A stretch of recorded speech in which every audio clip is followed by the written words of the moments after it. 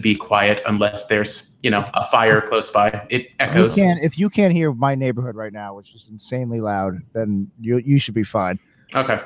Yeah, it's not a big deal. You'll randomly hear I my gotta dogs send you bark and then my wife yell at him. I gotta send you some pictures and videos, Matt. Johnny's view. He just moved into a different apartment in the same building. It's. I mean, both apartments had amazing views, but it's something else. Yeah, we're happy here, and if we had started at 7, I mean, maybe the sound wouldn't have picked it up, but there were fireworks for some reason tonight. Couldn't think of a reason. Maybe it's a Columbus thing, or I don't know if that you would think tomorrow, right, for the parade. Yeah, maybe. You don't know of any way to zoom in on the camera, right? No. Me or either of you. This is killing me. You'd have to do it on your camera. Like you'd have to open the camera app on your computer. You can't do it through Hangouts. Oh, yeah. All right. But I really like seeing your stack of laundry. Not laundry. That's where I keep my clothes. I have nowhere else to put it. Well, I was clean laundry, dirty laundry. I didn't say it was dirty. I just said it was laundry. I'm just really glad I showered after the gym because I had no idea there was a video element to this at all. Oh, I'm sorry. Oh, no, it's okay. It's I feel okay now, but I. That's right, because you probably look up the show and see it in a normal podcast app, not on. They have a lot of YouTube. All right. Well, I didn't shower, so that's okay. I only got out of bed 45 minutes ago. Yeah, whenever you're ready, Matt. I mean, I've already started recording. Oh, marvelous. But I do want to get back to this ex-girlfriend in Wisconsin. The reason you can't. So, where in Wisconsin does she live? Because it's a pretty big state, right? It is. You can use your hand as a map. You can. I thought you said your hand as a girlfriend. I can use my hand as a girlfriend too. I often had to with her. Yeah. She was from Sheboygan. And, oh my God, that's where I grew up. Oh, okay. Yeah. And now she lives in Arkansas with her husband and 2 children. So it's like, that's 2 states I'll probably never have to go to. How old are you, if you don't mind me asking? I'm 36. Okay. We didn't both date Faith Laska, did we? No, but I went to school with her. Really? Yeah, her sister Kana and I graduated together. Wow, that's crazy. Fucking way.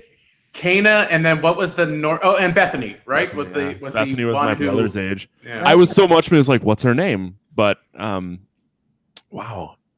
Oh, my wife is really enjoying this conversation too. She is giving me a death glare from afar. No, I think she's okay. I think she's going to retire to the bathtub momentarily. But that's crazy. What a crazy coincidence. Not only that, I don't know if you knew this, Johnny. On top of coincidences, I fucked Matt's mom. Oh, Jesus, Jack. That was nice of her. Yeah, no, it's a small world. Well, she was trying to give back to those in need. She figured that Jack was needy. Begging is not below me. Hey, man, do what you gotta do. I'm just texting one of my buddies from high school because he also knew. The Laskas. Yeah. Some dark history in that family that I discovered a little late. Yeah, they were weird. I want to say... I think I made out with Kana. Oh. I don't remember. Well, we're not sending her the link. Yes. Please not. I'm not even Facebook friends with her. I have no. So obviously she went to Lutheran, Sheboygan Lutheran, and I was like the black sheep. My senior year, I did not take part in the musical because I couldn't because I had tickets for Slayer on the Saturday night of the performance. Oh man! So if you go to a private school, they don't take too kindly you to being like, yeah, I'm gonna go see Slayer. Yeah. I skipped my senior prom to go to The Producers on Broadway. It was a big deal at the time. But there's nothing wrong with that. It's I had attended senior prom as a freshman, sophomore, and junior, so it's like I think I got the gist of it. Got the gist, yeah. Yeah, we don't need your senior prom dick swinging, Johnny. Yeah. Oh, okay. Yeah. I didn't know that, but I think it was like a statement. And then my prom date had the limo driver drop her off at another guy's house, so it's fine. I was dateless for the senior prom, or would have been my senior prom anyway, so I think I was spared some shame and humiliation. Yeah, no, high school, just horrible time. Pretty much. I just actually got an alumni letter today in the mail. Well, not today, yesterday. asking for money. They're very big on fundraising, my school. So I just went. Mine as well. I just got a text message like asking for money. It's like, oh, this is new. Yeah, it used to be something I could find in the mailbox, instantly throw away. But yeah, it's like, okay, how did you find me? Your high school has finally entered the 2008 era. I guess so. So I was in band. And Jack obviously knows I played drums and have for a very long time. So when I got out of high school, my high school had the same drum set like from years before I was there until years after I was there.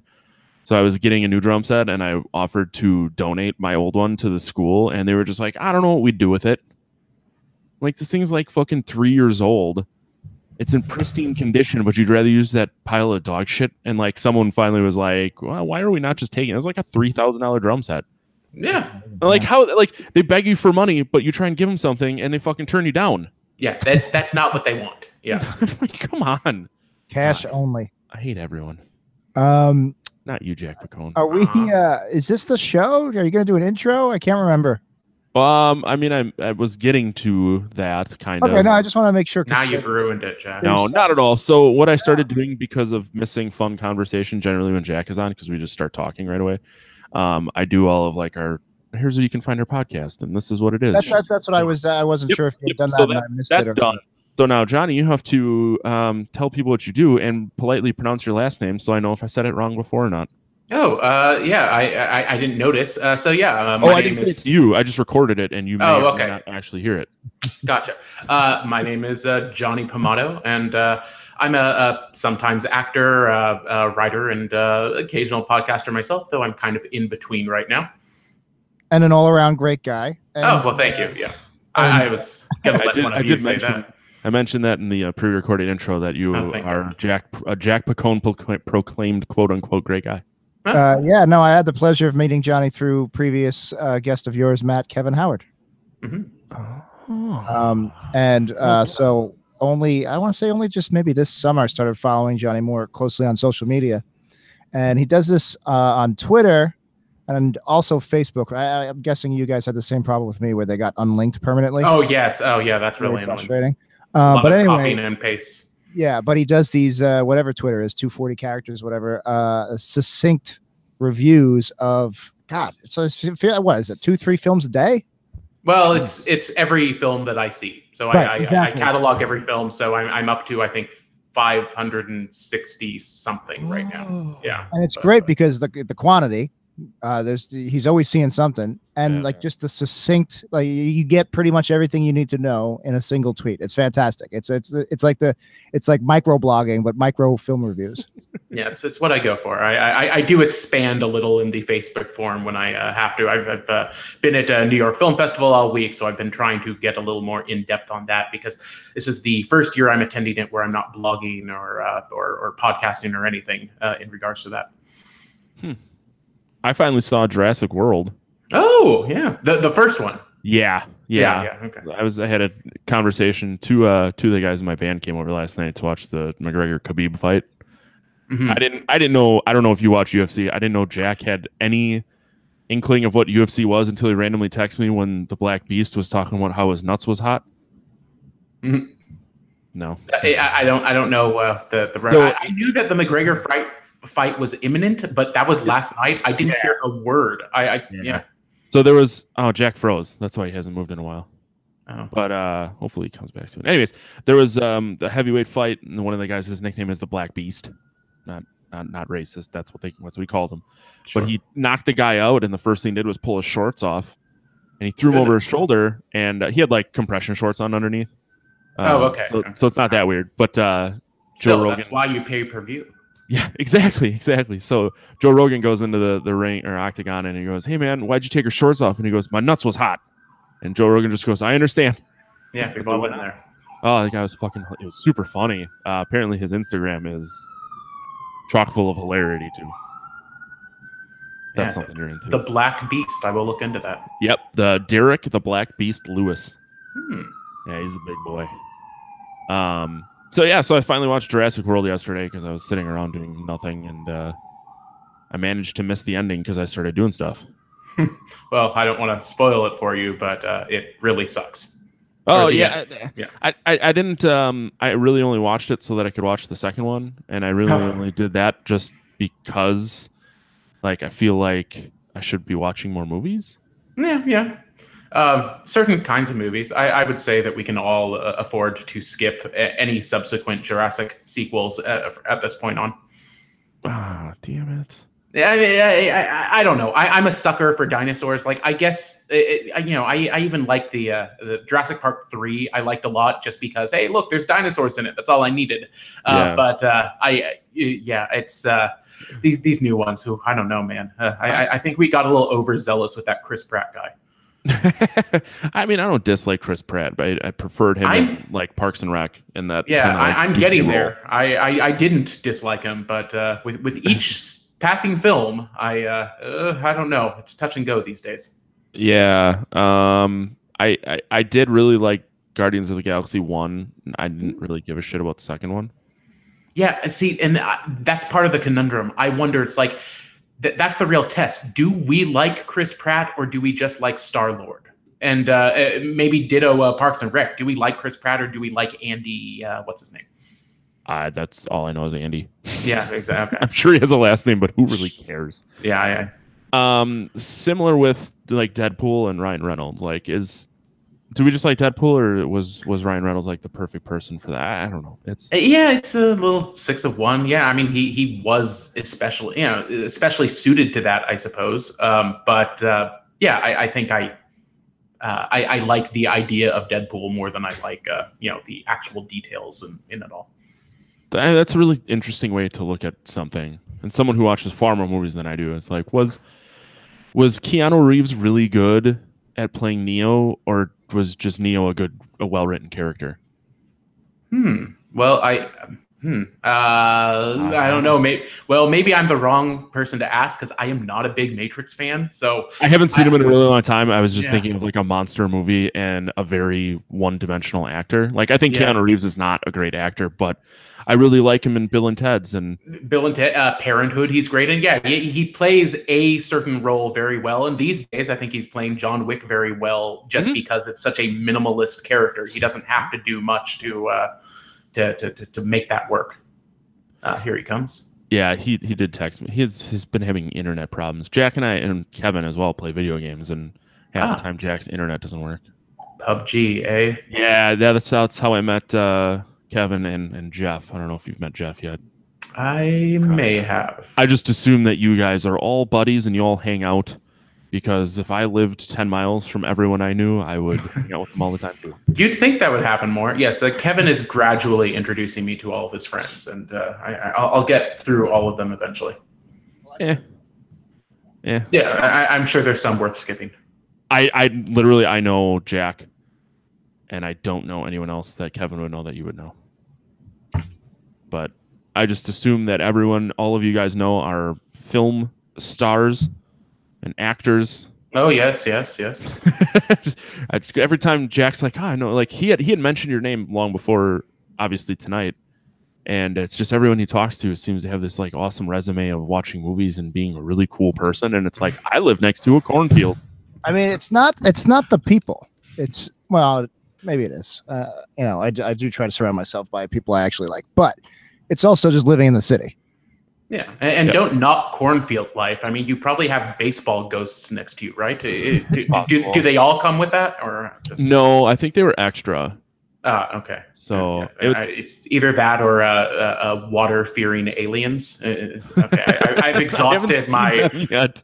Ooh, okay, yeah. No, I've seen the movie. The movie. Okay, I didn't spoil the. Okay. No, God, you did not spoil. You only see like a little ankle here and there passing through. Yeah. I live, like, outside of Appleton, like northwest of Appleton. But, like, I still have friends who live in Milwaukee. So, like, I have band practice in Burlington. I'm assuming you know a lot about the state of Wisconsin. Not at all. It's down by Milwaukee. Cheese, I hear. There's cheese there? Cheese. I ate cheese probably 3 times today. Yeah, you have to, right? Yeah, it's a staple. I brush my teeth with Cheese Whiz. Yeah.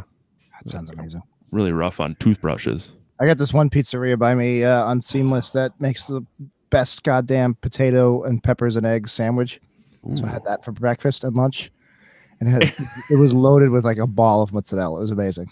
I fear my eating days are behind me, but that sounds great. Well, I mean, you don't have to stop. You just watch. It's a slowing down process. It's been, It's I was especially bad this summer, so I'm trying to curb that for before the string of holidays and whatnot. Yeah, no, I went through it last year, so it's. Johnny's also a solid chef too. He catered his own 4th of July party. It was fucking amazing. Yes. We've been mean to have you and the kids over again soon, and because we were able to start on the later side tonight, I was able to cook dinner for Robin, which she greatly appreciated. You preemptively made up for the ex-girlfriend talk. Exactly, yeah, and this is my first night home in like 11 days, something like that, 12 days, and I'm spaying it with you. Yeah, it's just. Robin's been understanding that I've just been at the festival every night at various screenings. Yeah, my wife, I'm in the middle of a lot of, like, tomorrow I fly to Nashville for the week for work, and 2 weeks ago I was in Vegas, and last weekend I was out of town, and like I get back on Thursday, and then Saturday I'm gone. She's gone. Monday night I think I'm home. Tuesday night is Metallica. Wednesday is something. Thursday is something. Friday I have a show, and then Saturday I'm supposed to go to Iowa. Wow. So I'm sure she loves me a lot right now. I didn't get out of bed for the last 2 days. Oh, yes. How's your throat, sir? No, that was unrelated to the illness. Yeah, no, I just had nothing from to do. Sucking dick out in the alleyway. Oh, goodness. No, so I was out really late Friday karaoke. That'll do it. So it felt a little sore on Saturday. I was like, I assume it was from that. And then when I woke up this morning, I was like, I'm sick. It sucks. And I've had this bad cough for about a month. I can't shake. So I don't know. I should go to a doctor. It might be the LaCroix I'm drinking here. Oh. I don't know if you heard that apparently it has cockroach poison in it. I did hear something like that. Robin just goes through those things daily, and I've always had a Soylent Green-esque fear of them. Like I was waiting for the other shoe to drop. Yeah, I mean, I do 50-50. I do between this and Schweppes and Seagram's, but basically whatever's cheapest at the supermarket that Sunday. But exactly. I don't know. I was a little disappointed about it having cockroach poison in it, but I could maybe just spray it in my bathroom. I've had some slight issues with that lately. Put some LaCroix traps down. Yeah, exactly. Yeah. What the fuck? If you have cockroaches in your bathroom, you should move. No, that's every apartment in the city. And I think I've quelled the uprising. It's in fact, I've lived in this building for 14 years and had. I think the number of cockroaches I had seen, I could count on one hand. And like 3 of those I would see come in through the window, through an open window, something like that. And then all of a sudden, like 2 months ago, I would see just one. And it's like, oh, wow, where did that come from? And quickly kill it. And then like a week later, oh, there's another one. What the hell? So it wasn't like a constant infestation, but I have since dealt with it, I think. And it's been now like 3 or 4 weeks since I've seen any. But it's weird that all of a sudden, out of nowhere, and we're like really high up too. High up. That's what I don't usually see. Yeah, like pretty much everybody I know has either roaches or mice. Usually roaches or mice. But no, that high up, I'm a little surprised. Yeah, maybe it was from the dead body that was stuffed down your trash chute earlier this summer. Yeah, it's possible. That made I think semi-national news. I remember reading about it. Yeah, one day I got home and you heard some yells coming from the trash. Well, I'm sure somebody else will deal with that. Yeah, all these fire trucks were in front of the building, like 10 of them. This was crazy, and I like look up at the really tall building, and I'm like, I don't see smoke anywhere. And I go inside; they're letting people in. I ask them at the front desk, like, everything okay? Is there a fire or something? Say, oh no, it's something else. It's something else. The doormen very cagey, very suspicious behavior, and I go home, we sit down, have dinner, watch a movie, I don't know, put it out of my mind, and then like I turn on the news and it's the first story, and it's like, oh yes, a body found in a trash compactor, and it's like, oh my god, this is it. And then instantly we're like doing research, and I'm still I'm kind of buddying up to one of my doormen, and I'm waiting for the perfect opportunity to say like, okay, tell me what didn't make the news. And my serial killer obsessed wife is certain that this was a hit job, because they ruled it a suicide, I guess. She supposedly just walked out of the elevator, opened it up, and jumped in, feet first. But then it came out that like her husband that she was in the process of separating from is like it wasn't waste management, but it was like another euphemism. It was something enough like that it makes you go like, What, domestic sanitation? Yeah, it was. It was something. It was like a qualifier with construction on the end of it, but it was like, he's in cement, all right. He's in concrete. But it was pretty grisly there for a few weeks. The police were all over the building, and I couldn't use the trash chute, and I don't know. Still a lot of speculation. We were like, well, she could have been like murdered, but then how does the guy get out? There's cameras everywhere. It's like, well, if he could still be hiding in the building, Robin suspected. I actually I saw the news that night. I think Robin had gone to sleep, and she's obsessed with serial killers. So at the time, the news was reporting that it was probably a murder. And so I wrestled her and said, Robin, wake up. It's Christmas morning. Everything you've always wanted is coming true.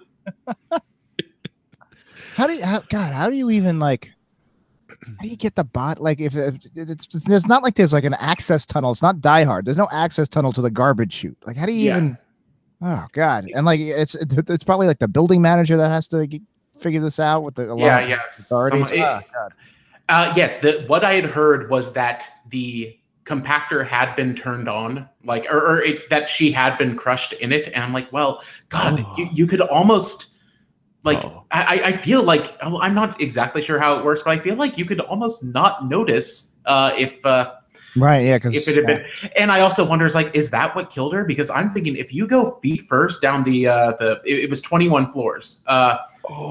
You might, if you're feet first, you might just break your legs, or they might go up and I don't know. I'm trying to think of that Daniel Craig movie with the hot air balloon accident and the guy's legs are coming out of this room. Yeah, that's it. Yeah. That was the image that always rushed to my head with that. See, the image that rushed into mind was Star Wars: A New Hope. It's just like C-3PO just listening to the trash chute scene. Yeah, of course. I was like, but rest in peace. Yeah. Yes. She will be missed. I don't think I had ever consciously walked by her in the building, noticed her when the photos came up on the news. Like, oh God, no one I've ever met. I saw a grisly accident yesterday afternoon. Actually, that shook me more than I thought it would. I'm pretty desensitized to all this kind of stuff.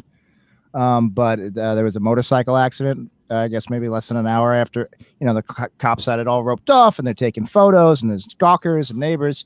And I walk by and I see the car with a dent in the side. I see the motorcycle. I see the helmet 15 yards away. And then I just see like the biggest pool of blood I've ever seen in my life. And I was just like, this guy's got to be dead. Yeah. No body, thank God. But man, just seeing that blood, it it just turns my stomach a little bit. And I'm desensitized to that stuff. I'm surprised. Same. Yeah. It sat with me the rest of the night. It's amazing how what bothers me and what doesn't. And usually that sort of thing, I mean, maybe in that circumstance, in that environment, it would. But like other things like, the surgical channel and the dissections and stuff, that stuff, like, I just look at it scientifically, but exactly. I guess it's all, Matrix code, zeros and ones. Yeah, there you go. Exactly. Blonde, redhead, brunette, stuffed down a trash chute, motorcycle accident, shot in the face. Yeah. We've come full circle to Matrix. Yeah. That's true. Good point. I think Jack missed that. Matrix talk. Yeah, I'm glad my internet came back. That was a very short outage. I was lucky. Yeah, I kind of forgot. We've been lucky with your internet and you helping out. Knocking on wood. Yeah. Yeah. Oh, I didn't want to interrupt your murder talk, so you guys. No.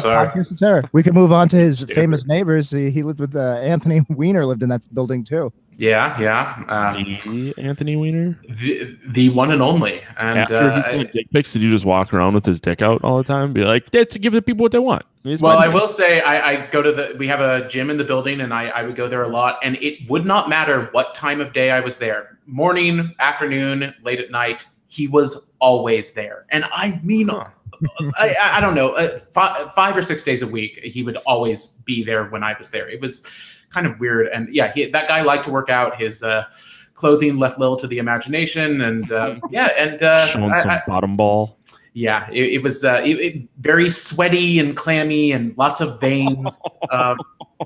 I know I could be describing his penis right now, but I haven't seen it. But I kind of miss him. And his wife, Huma, moved out. I don't know if when he's out of prison, if he comes back here, if he's still going to live here alone, or if I've seen the last of him. But we're now at about a year of his sentence. I think he only had 17 months, so I don't know. It should be soon. Yeah. I mean, and if she sold the place, there's a vacancy in your building. So yeah. Oh yes. One of you can be my new wacky neighbor. I can handle living in your city. Jack tells me all the time about he's up till 3 a.m. Yeah, can't fucking do that. I stopped being a night owl a very long time ago. It's only, it's different being single. It's weird. It sucks though. I don't like staying out because then it ruins your whole day. Then I was hungover all day yesterday. I could barely get out of bed, and then I go out of bed and I see a motorcycle accident. So I went back to bed. Yeah. Wise counsel. I tried to break myself of my night owldom, but I'm kind of getting back into that. Or I'm just now getting less sleep. I'm still waking up on the earlier side, but staying up late. And then like once a month I have to play catch up, and like I'll press snooze 20 times in the morning, and it's like get that out of my system. If I stay out till like 3, so sometimes we play bar shows and I get home at 4 a.m. and I'm still up at 8. It's like there's just nothing I can fucking do about it. If I had to guess, the bars by you, they close at 2? 2:30 is bar close on weekends. Yeah, it didn't occur to me. Yeah. So because there's every once in a while there's a bar here that closes at 2. Sometimes it's 11, which drives me nuts. But most bars close at 4 in the city. Oof.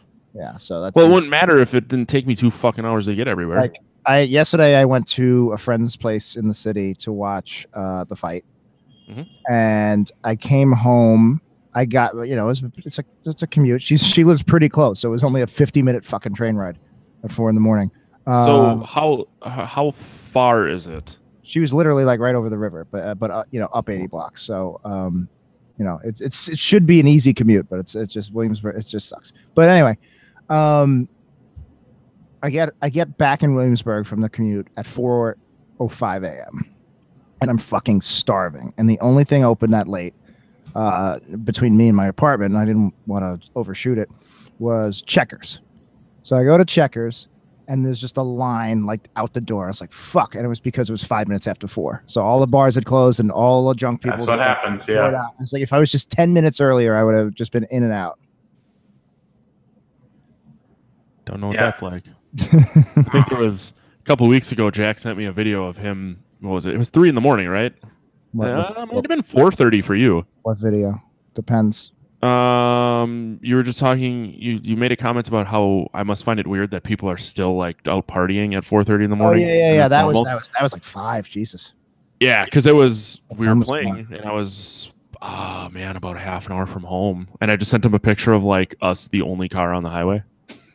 Yeah, no, I was fucking asleep right now. I sent that because I was even genuinely surprised because it was like 5 a.m. and there was just people everywhere. I guess they were doing the same thing I was doing. You get it at 4 a.m., you get out, and if you're with friends, you go to a diner, then you stay in the diner for like an hour.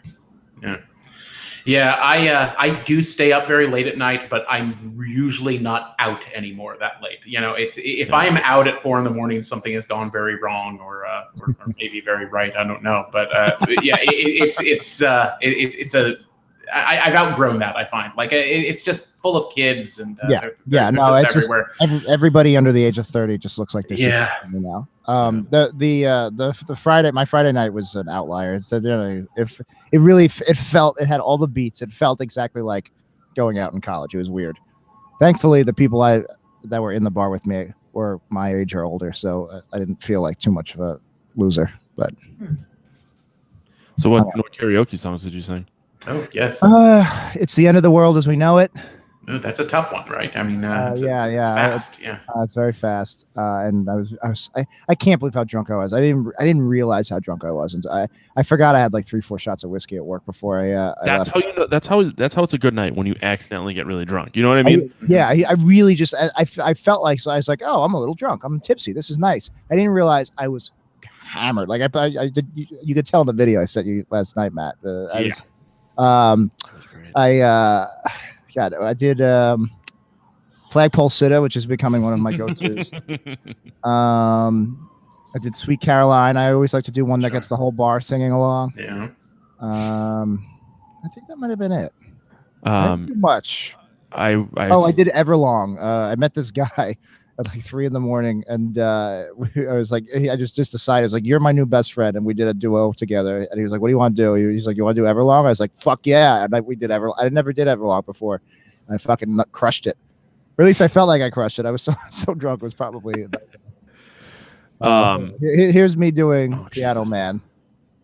Very, very drunk. This is like 4 a.m. This is like 3:30, right before they closed. I didn't pick it. Somebody else did, and they were putting the mic in my face.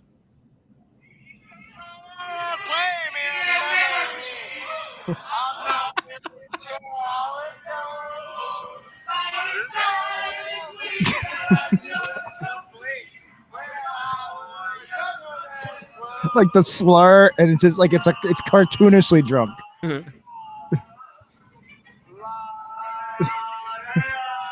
But everybody else was that wasted, so it really no, you blend right in. Yeah. On Friday night I found ASMR. The whisper thingy. You have heard of it? Okay. Okay. Oh, you mean you just heard of the concept of it? Yeah, I didn't know this existed. Really? So I stayed home Friday because I stayed home Friday. I was playing video games with a buddy using the internet, and I was drinking, and I got considerably drunker than I planned on. And at one point, he brought up ASMR, and I think I watched a German lady put Pop Rocks and Alka-Seltzer on the top of an umbrella and sprinkle water on it for an hour while she whispered. And I'm like, if I was having problems sleeping, this would probably be really fucking cool. Oh, I gotta try that. Yeah, it's oddly alluring. I also know that there are some guys jerking off to this. Exactly. Yeah. So it's. I mean, there's some guy jerking off to this probably. So I hope so. If we're doing our jobs right. Yeah. That's so funny because the girl next to me at work never heard of ASMR, and Friday I introduced her to the idea of it. That's so funny. I heard of it a couple of years ago. Dan brought it up on our 90s podcast. I guess you didn't listen to that episode, asshole. But, no, I probably listened to it and like half-heartedly, or I forgot about it. I don't know. Anyway, yeah, no, I've never listened when you talk. Dan's a dick. I've never listened to it though. I've never tried it. I guess I want to know what the actual the what's the point? Is the point to help people sleep? Is the point for it to be some strange fetish? Is the point? I think it's all of the above. Like your results may vary type thing. You either find it soothing, you find it annoying, or you find it sexual. And so I just Googled because I wanted to know what ASMR stood for. It's Autonomous Sensory Meridian Response. Second video that pops up is some chick with giant cans explaining ASMR. Oh, well. This usually seems to be for pretty women, which is why I lean towards obviously it's to each their own, but to me it does seem more. There's a whole Twitch. Oh god. Oh, it's the same chick. Oh, what did I see? Oh, at Simpsons Trivia on Sunday.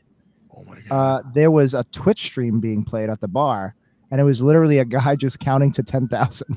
And I'm sure he made a decent amount of money in Twitch donations. It's just it just drives me nuts. Jack, this lady is rubbing a sponge. She's rubbing a sponge on a microphone. I hear police sirens. That's on my end. No, I can't hear it. God damn it! I heard a sort of scratchy bit for a second. That's all it is. Yeah. I mean, with the video, how many views does it have? There are 162 people watching it live. It has a total of 1,489,772. Hold on. There's 162 people watching this. Some lady just put a sponge up against the mic. How many people are watching us live right now, having this nice entertaining discussion? One. Are you the one? No, my wife in the other room. Yeah, it might be. Or is it Matt's wife? Matt's wife's suddenly a big fan of the show, apparently. So last week she was apparently our one viewer, and we kept saying like, "Hey, whoever you are, talk to us." Not a word. And then 2 days later, she goes, "I was your one viewer." I'm like, like out of the blue. She's never listened to the conversation. I'm like, "What the fuck are you talking about?" She goes, "Yeah, I listen to it once in a while." She goes, "But it's not a podcast if you can watch it." And I'm like, "How the fuck else do you want me to record these things?" So it's just very easy. It streams. Sometimes people like to watch editing. That's the dream. Yeah. Yeah. Oh, it's Beatmaster. I guess the sponge. Maybe he moved over from the sponge video. No, he wants me to start doing ASMR. I'm gonna get like a push-up bra and a high-end microphone and just stand in my room in front of a green screen. That's how you get the hits. And just like rub cantaloupes for hours. Let's all do that. Yeah. That sounds like good. Oh, she's opening up a big tub of KY now. Yeah, this took a turn. That's pretty overtly sexual. Oh no. Sorry, is it cotton balls? I need to stop watching this, otherwise I'm gonna. Yeah, no, you mean you're kind of hosting your own show at the moment. Shut up, Jay. So you could that plastic bottle you have in your hand. You give that a few crushes. You get that like kind of like those dent noises. That would qualify, wouldn't it? For sure. I'm trying to see what I have around that. I know. I was doing the same thing. Oh wait. I have some tomato soup I was eating before we recorded. Hey, just take the spoon and slap the top of the soup in your microphone. Oh, all right. Yeah, I don't know. Oh my God, the views have just skyrocketed. I got a can of coffee beans. Gosh, we're in the wrong business. Oh my God, I think we've made quite the discovery now.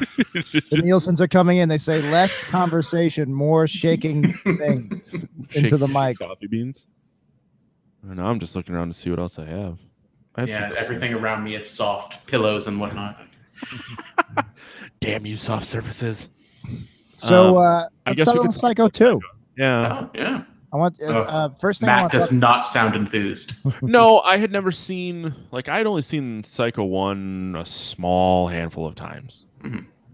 So I never had any interest in seeing the sequels because there's like 4 of them, right? There are 4 films, 3 sequels. Yeah. Have you seen them all? I have. I was actually rewatching 3 this afternoon. I love the cover, by the way. Get that in the camera. Oh yeah. It's so good. corny. It's so antithetical to the for like the prestige horror.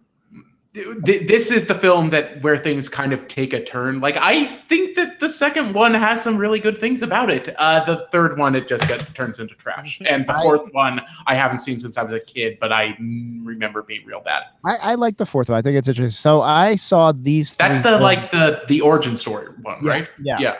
I saw these 3 films for the first time and only time. One afternoon, like one Saturday afternoon on like TNT, like they were doing a marathon. And I caught the middle of 2, and then I watched all of 3 and all of 4. Mm-hmm. And I was like, oh, this is so interesting. And what's funny is I don't think I'd ever seen the first one because I was a kid. So I don't think I saw Psycho until film school. So, I knew all the basic beats of Psycho, but it was... Our friend Kevin Howard has never seen it. I actually gave him a Blu-ray to rectify it. Yeah. Wow. I don't know if he's yet to watch it. I'm surprised. But anyway, I have a soft spot for 80s and late 70s movies, especially big Hollywood movies, which this isn't really, but it's kind of is because it had a lot of weight with it. Yeah, it's bigger than you would expect it to be. It's got that Universal logo and all. Yeah, so I have a natural affinity for just like the tone and the pacing of those kinds of movies. So I liked it. I was the second half I was a little wavering, and we'll get into the details. Sure. But 3, I remember I was a dumb kid, but 3, I remember being like, oh, this is cool. 4, I really like. So 4 was a made-for-TV movie, and it was PCH Pounder of The Shield and other things. And I remember I had just seen RoboCop 3 for the first time, So I watched like that week. I watched 2 CCH Pounder movies, and then because of that, she was just burned into. She was an actress I would always recognize, and you know how you have your everybody's got their stable of character actors. Yeah. You know, and that was she was that for me. And mine was Lynn Thigpen. If we're going strong black women. Yes, that for sure. Anyway, she plays a radio DJ, and Perkins calls in, and he's like, "Hey, I'm the guy. I'm gonna start killing people again." And she's like, "No, don't." And she's trying to convince him live on air not to. And they're intercutting that with flashbacks with when his mother was alive and he was a young boy. And the mother was clearly a fucking crazy person, and it was like weirdly incestuous. Like they would like roll around and like wrestle, and like he'd start to get hard, and then she would freak out and yell at him, and like, you know, it was deep themes. This was way before Game of Thrones for a made-for-TV movie. But what I thought was interesting is I haven't seen Bates Motel, the TV series.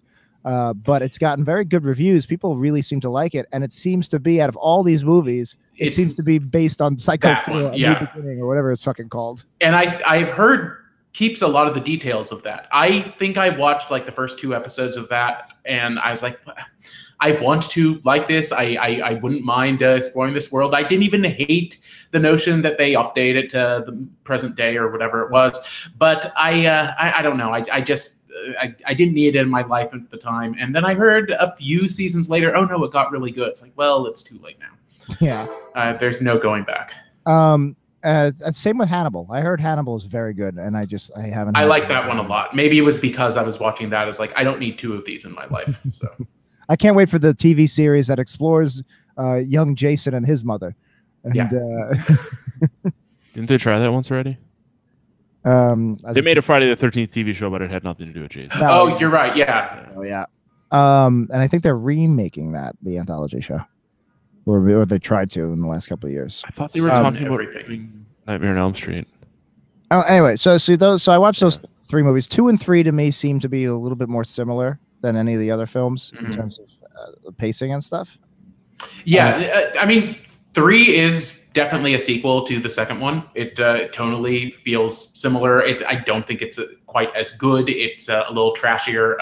There's what you missed on TNT, Jack, is lots of nudity. And oh, really? Okay. And I'm like, and Anthony Perkins directed that, and like, Anthony, who are you trying to convince here? It's like I think he was out by that time, but no, he was. This was all over the place. He was straight because he was still straight. He was gay, and he had his first heterosexual experience at 39, and got married and had kids. One of the kids is he plays young him in Psycho 2. That's right. And anyway, when he died, he was, allegedly straight and married. Robin did tell me he went to conversion therapy. But like one of the, not first to do it, but maybe one of the first high-profile people to declare that they had done it, and came out the other end and was a wild success. Although with his passing, maybe not a complete success. Yeah, exactly. He died of AIDS. So. Yeah. But who knows? Well, if his wife didn't have it, I don't know. Well, that's not neither here nor there. But so before we get to the movie, so we're talking about 2, whether we liked it or not. I do want to point this out. Apparently, this is one of Quentin Tarantino's favorite movies. Yes, I think he has said that he prefers it to the first Psycho, which come on, is crazy. Yeah, but he loves to throw that little nugget out.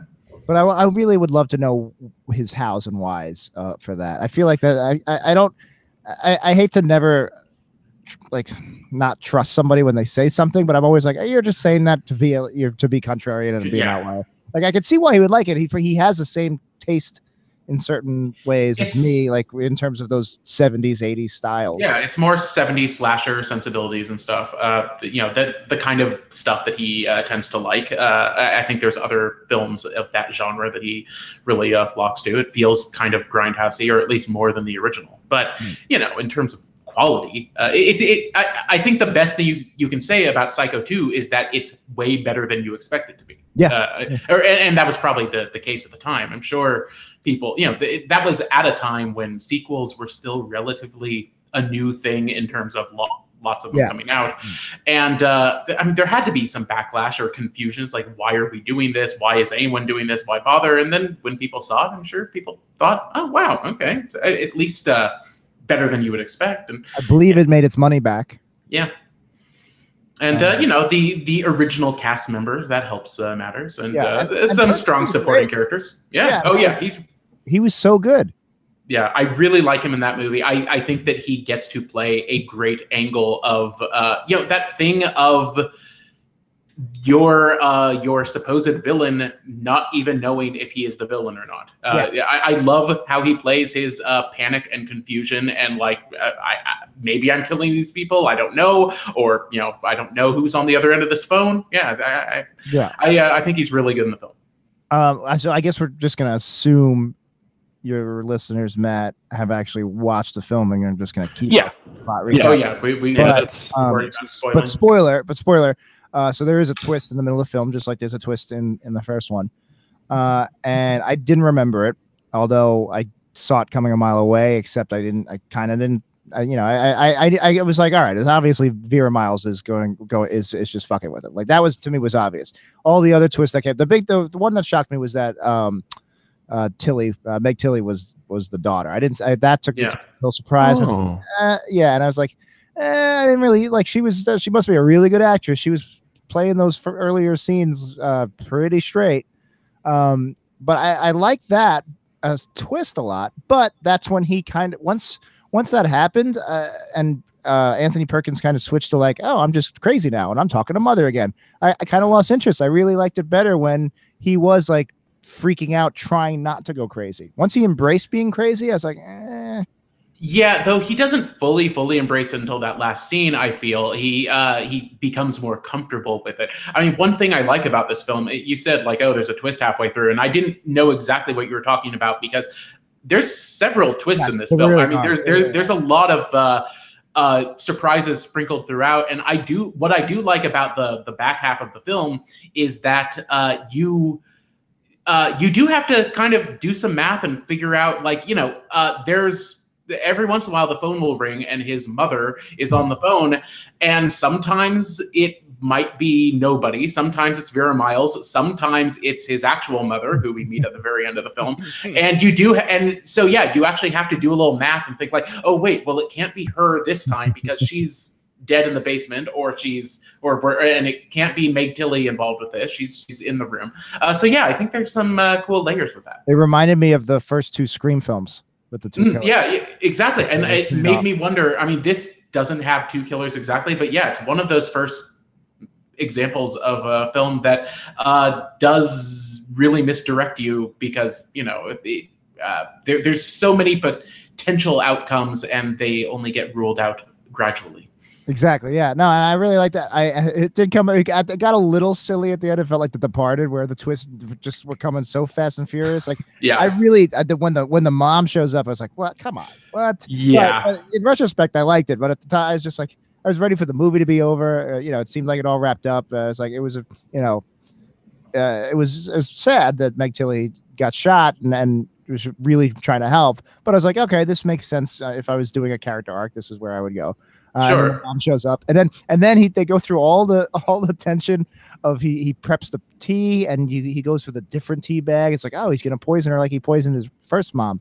Oh, this is great. And then she sips the tea. I'm like, oh, she's gonna start bleeding from the mouth. And then he just smashes her in the head with a shovel. And I don't think I noticed it last night when I was watching Psycho 2, but like they replay that scene in Psycho 3. And I think in Psycho 3, I noticed like a ADR line or something of her commenting on the tea, like this tastes funny or something like that. And I was like, are they misdirecting us into thinking that's poison before he grabs the shovel? And yeah, and I will say, I mean, it's such a silly scene and a silly kill, but I do like, you don't see the shovel kill often, and you really don't see the like straight down on the head, like bam. It's usually in the face. It's you knock off the head in some really unrealistic manner, but it's pretty satisfying. Yeah, she does. She twitches.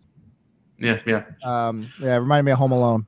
There's some good kills in this. I mean, it does. Vera Miles, man, that one, the knife right through the mouth. In the mouth, yeah. Mm-hmm. And then going back to the Meg Tilly thing, I think it's pretty shocking that your female protagonist, even though she is playing different angles, I mean, she's the Vera Miles of this movie. And it's kind of shocking when she's killed. It's you sort of expect her to, the film to end with her driving away, knowing the truth or something. She'll never go back, but she knows that she's taken part in reawakening the killer inside Norman. But no, she gets a pretty grisly end. Pretty dark, yeah. And to let I think this is the only one where he gets away with it. I don't remember at all actually. But yeah, to end with everybody. Well, I guess he was innocent until the end. Exactly, that's the thing. You keep thinking. I mean, there's a lot of misdirection, a lot of stuff. It's like, well, Norman could be killing some of these people. Could be him in the dress killing the random teenager who goes to fuck in the basement. Which I assumed was the case until the aunt. The mom starts talking about how no, it was me. Up until that point, I was like, all right, so he was still killing people. Yeah. But basically, if she was the one, if she killed the boy, and maybe even like if she killed all of them, Vera Miles didn't kill anybody, and she killed them all. Then I guess you probably. I mean, you're right. It's a completely open interpretation of he may have killed him, he may not have. Now, one thing that I was trying to piece together, because I totally conflated something in my mind. I thought that there was another character entirely in the film. Like I thought Meg Tilly had a boyfriend who was also helping her, and that he got killed at some point, and then that didn't show up. But who is watching her take a shower? Because I don't think it's Norman. I don't think it's her mom. That would be weird. I think it's Norman's mom? So she is occasionally in the house too. I think she was living in the attic. I think she's the one that people kept seeing. So yeah, that was. Yeah. It's never entirely clear. Is it her, or does she wait to go to the house until the very end? So it's her watching Meg Tilly's body double. You're right. It's open interpretation. And if I told you I think it's Anthony Perkins, there's not much you could really say. Yeah, they cut to him playing the piano, but it's editing. He could, that could have been 10 minutes later. What's also, if we're going with how crazy the mom is, that's an interesting take too. That the serial killer psychopath part of his brain is biological. The fact that his real mother, was in the mental hospital. Mm-hmm. Although, are you how familiar with Psycho 3? You said you haven't finished it yet, right? I've seen it before, but it's been many years, and I'm about halfway through now. I thought I would be able to finish it before. It adds some details to that fills in. It actually fills some stuff in on Psycho 2. There's more. There's Psycho 2 has so many twists that some of the twists aren't even in Psycho 2. You have to wait for the next movie. And there's a whole religious angle which I forgot about, the nun with her lapsed faith, and then she pretty great scene of her taking a bath, and Norman in the dress going to murder her, and then sees that she's already slit her own wrists, so that stops him from completing the act. Yeah, it's a great scene. And then she's like dying, and she looks up, sees this woman in a dress holding a knife, and she imagines it's the Virgin Mary with a shiny silver cross. It's like, oh, this is pretty good. Yeah, no, it's for movies can any good movie can end up having a bunch of schlock sequels, and you go, you know what, whatever. It doesn't take away from the original. You just pretend they don't exist, whatever. I would, if my masterpiece had these 3 sequels, I would want better ones. I'd like Color of Money to My Hustler maybe, but I'll take this. Like they're at least they're doing interesting things. They're not just straight to video schlock. And it feels, and I think Color of Money, that's a good comparison. I think there were 22 years in between these 2 films, or 1 and 2. And the passage of time helps, because it does definitely feel connected to that film, but it does feel like another era. I don't know about you, but it actually did something to me to see the very recognizable Bates Motel and the Psycho house, but in color, and it's like suddenly it's like, oh wow, it feels real. It feels like a tangible place all of a sudden, as opposed to a movie set. Even though if you've ever been to Universal Studios, you do drive by it, and that's exciting too. I have to do that. My school is where I work is on the Universal backlot, so like as part of the school tour, you get to tour all that stuff, and I really want to see Hill Valley especially. Mm-hmm. Yeah, I haven't been since I was a little kid, and I was actually thinking last night watching this, like, I wonder if it's still there. The Psycho house is like, well, of course it is. You can't. There's a lot of things you could get rid of on the backlot tour, but you can't get rid of the Psycho house. You can't get rid of. They probably use it for Bates Motel, or were using it.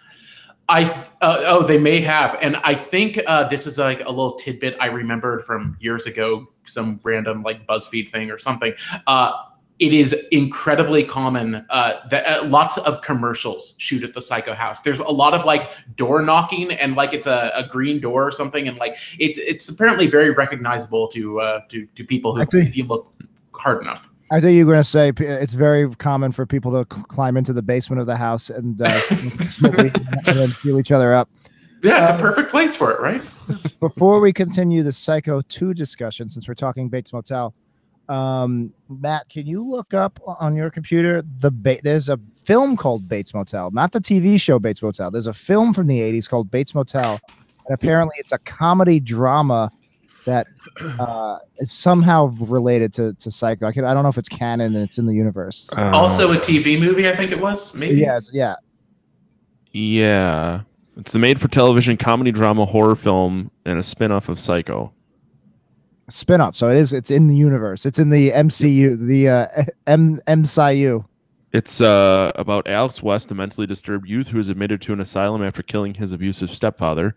He's then befriended by Norman Bates and ends up inheriting the Bates Motel. It was originally produced as a pilot for a proposed TV series set in the Bates Motel, but it was not picked up by the network. Okay, so all of that makes sense to me, except the comedy part. The film ignores the timeline from Psycho 2 and 3. Mm-hmm.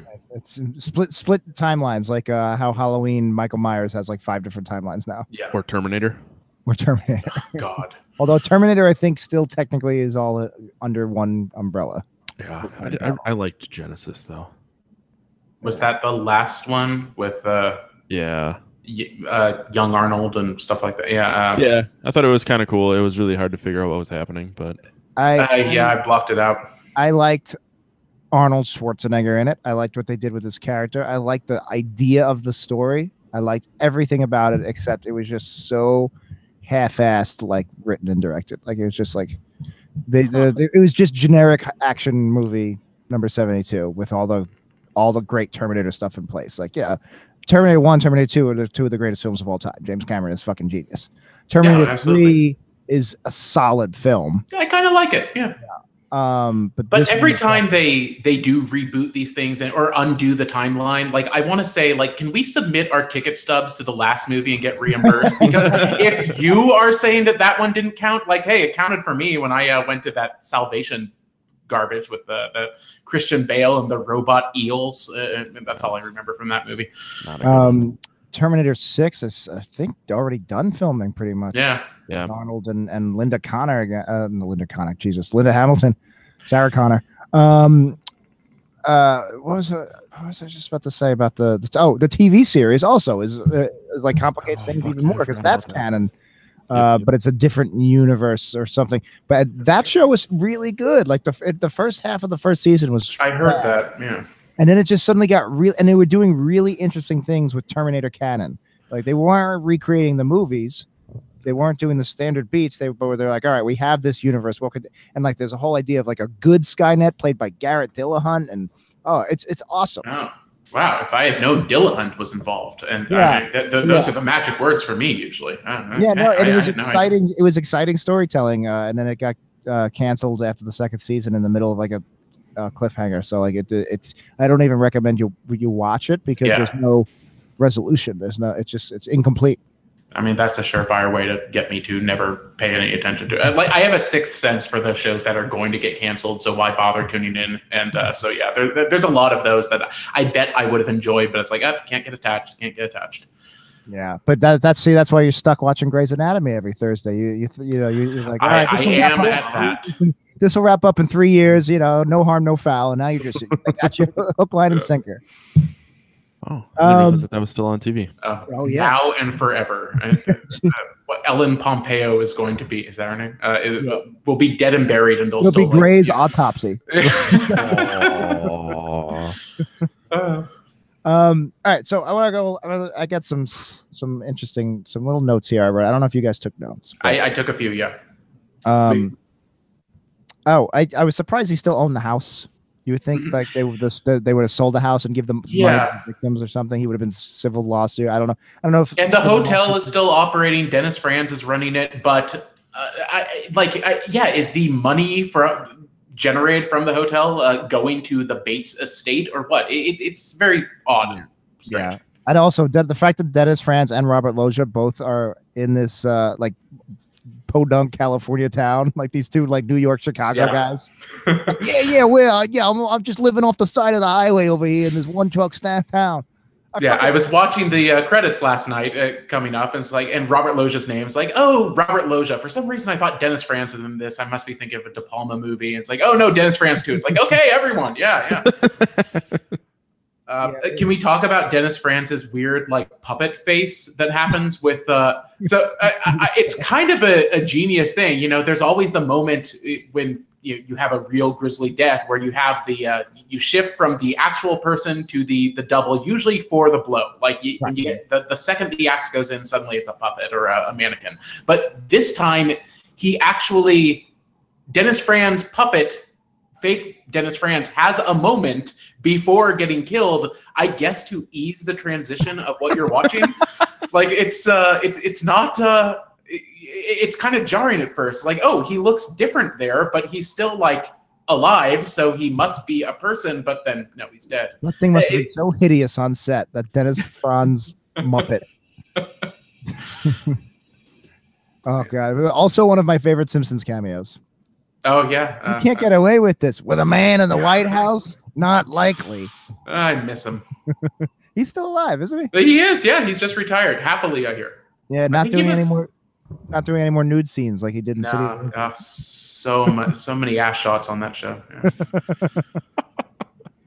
All right. So yeah, Perkins was great. Vera Miles was great too. Yeah, she was game. That opening scene, I hooked me right in when she was like, how pissed off she was that they were letting him go. I was like, all right, I'm invested. Mm-hmm. Yeah, and I forgot. I knew that someone got it in the mouth, but I forgot it was her. And it's like, wow, you know, you're the one who was supposedly bringing class and gravitas to this movie, and you get it worse than anyone. That's like she actually had to act that scene out. I don't think that was a puppet. I think that was a prosthetic. Yeah. And you know, again, going back to Scream 2, you have this beloved survivor from a classic film that you're now in universe murdering off in a pretty horrible way. And the other survivor, Loomis, died of cancer at some point. And that wasn't now it's pretty common now that we all everything that comes out is some kind of sequel to something else. But at the time that was pretty rare to take like a surviving character from something 20 years old and then be like, well, now they're dead. Yeah, exactly. We are he was the Randy of the Psycho franchise. And it just occurred to me, isn't the name in Scream, isn't someone Loomis in that too? I've never Dr. Loomis. Dr. Loomis. I thought Billy Loomis, isn't Steve Billy Loomis is Loomis? Yeah. So this Loomis name, it's never occurred to me that it pops up in all these iconic there's a few. So so Loomis is an homage to Psycho in Halloween. And then I think Scream is an homage to, I guess, both. Yeah.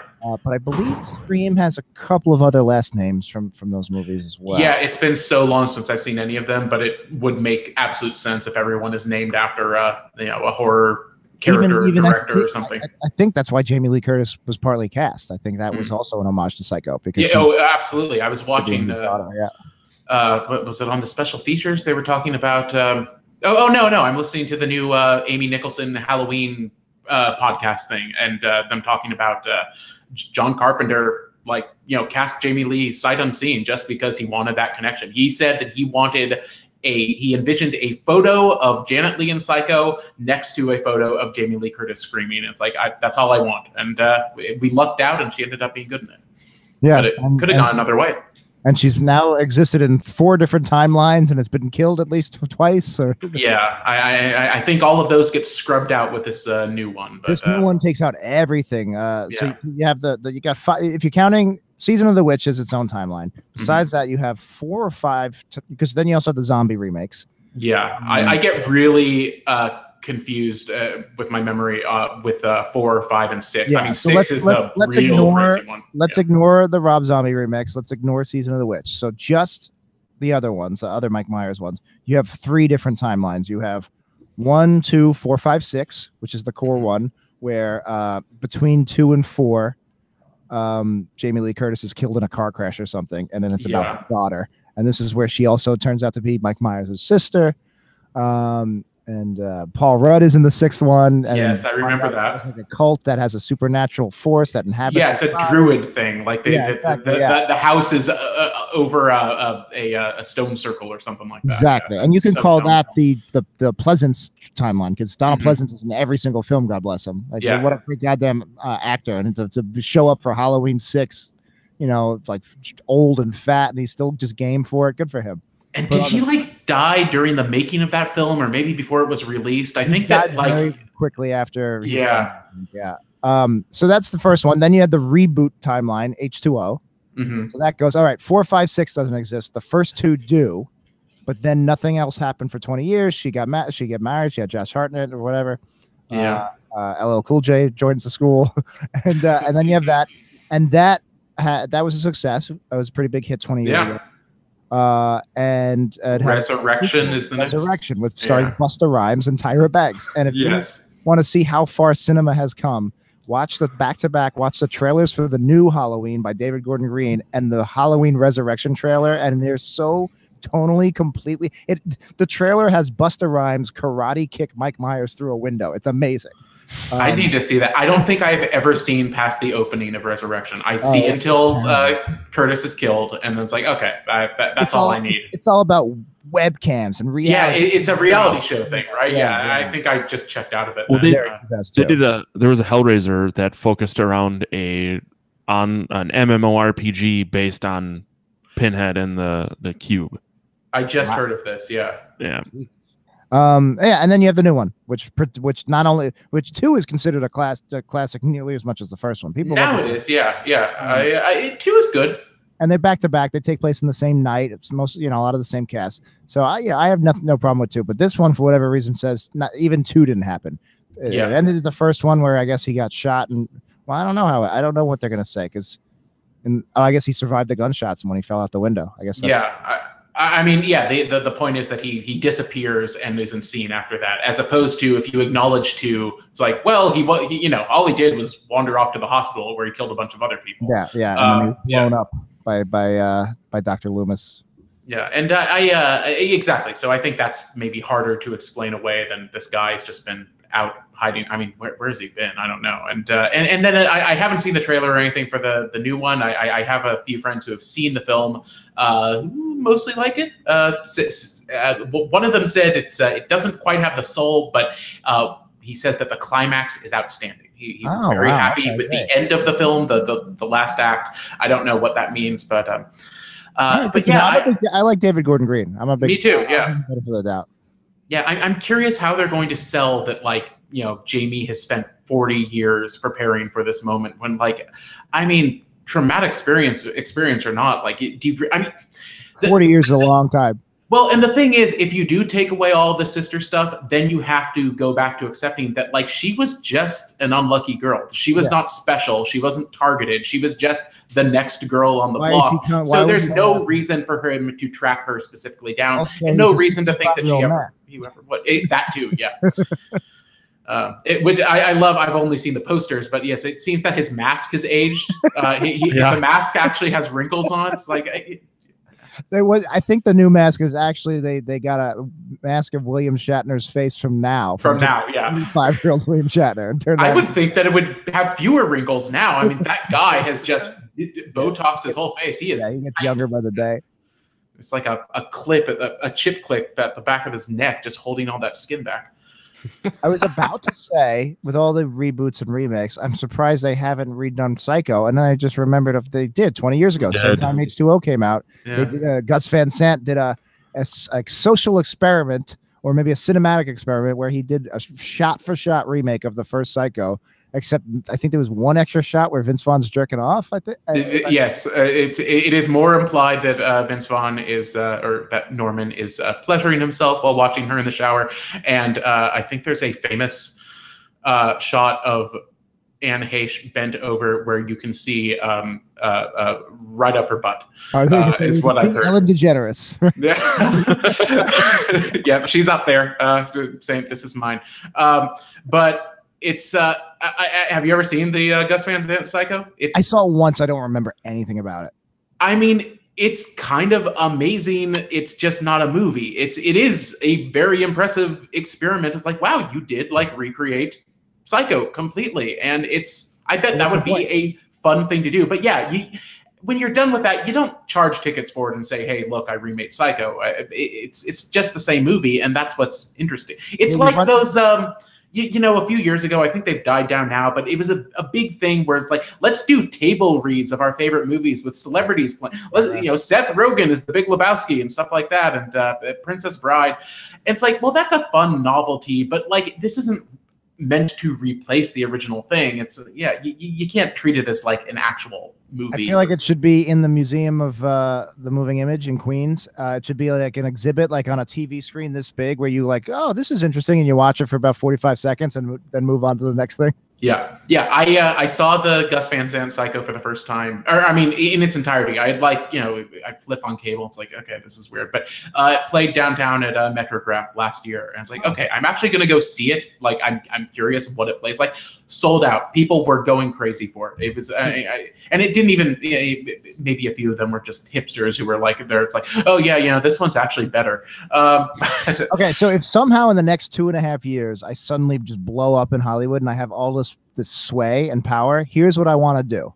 I want to do a shot-for-shot remake of Psycho 2 with Vince Vaughn, but I want to have it come out 23 years later. So we're 20 years out from the Psycho, so it would have to be in 3 years where we do a shot-for-shot remake 23 years later of Psycho 2.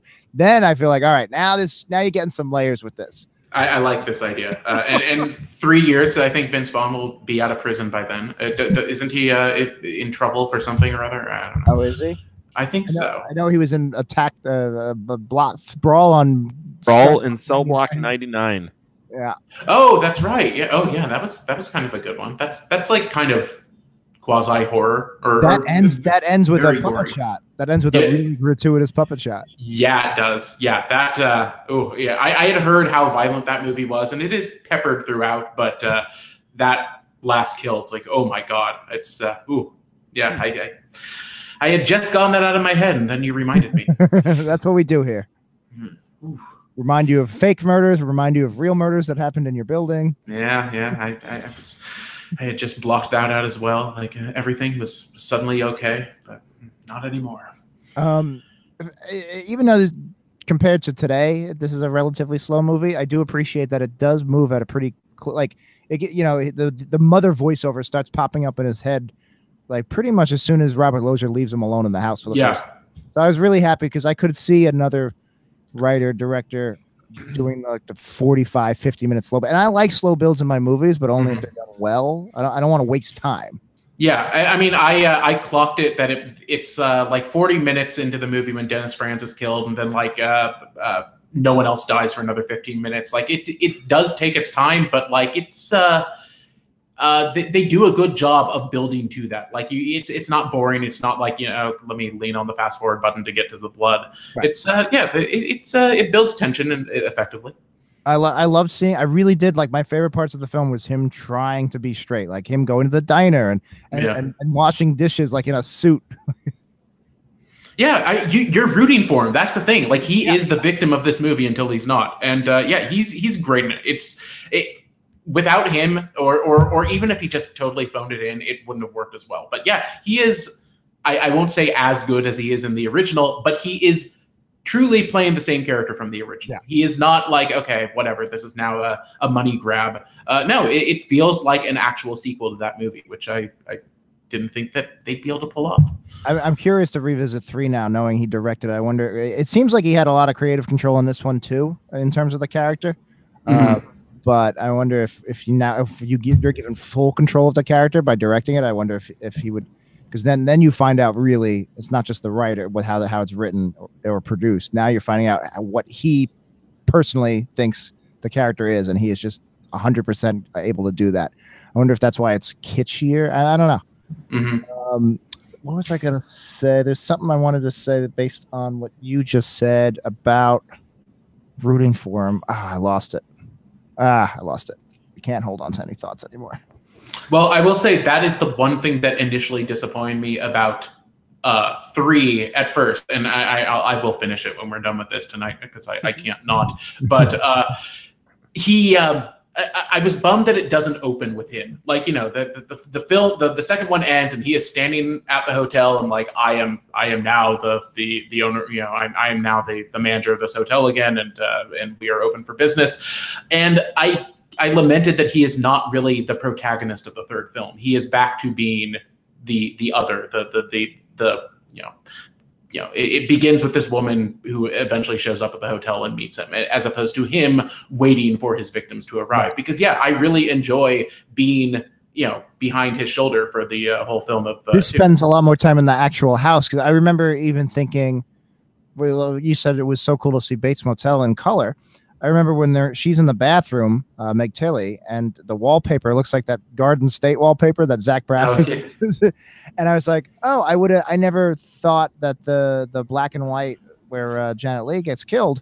I was like, oh, looks so different. Then I remembered, no, she's killed in the actual motel. She's in the room, like the motel room. So this isn't the same room. So I was wrong. But then I was like, oh, wait, but yeah, a lot of that movie takes place like in the motel, and this one really, besides like the mom, the room with the mother, the corpse, and the stairwell. There's a lot of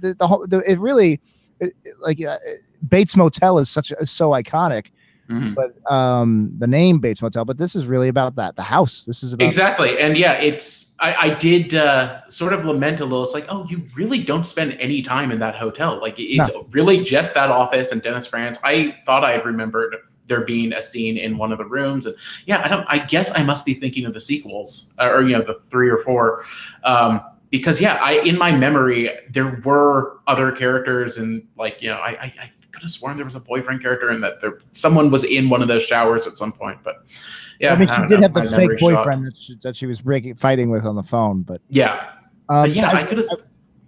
Sorry, no, I remember what I was going to say, because you were talking about how really the movie hinges on Perkins' performance. It was originally going to be a made-for-TV movie with a smaller budget, because Perkins didn't want to do it. And then when he finally said he would do it, they're like, you know what, let's do theatrical. But the rumor is that Christopher Walken was approached to take over the role. That could have been very interesting.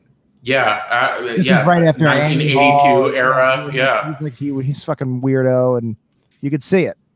Oh, absolutely. That era of Chris Walken, like he definitely has that thing. I mean, God, he was such a, he plays into it now, or at least 10 years ago, he was really doing that. But back then he was bizarre, not entirely on purpose. He was, he just had that he wasn't kind of strange air about it. Yeah, exactly.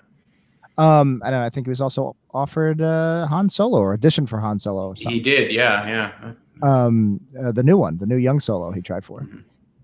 No, just kidding. I can't imagine that? Alden Ehrenreich doing a Chris Walken impression. Better movie, maybe? I think it probably would be. Solo is probably my least favorite Star Wars film. Yeah, maybe same.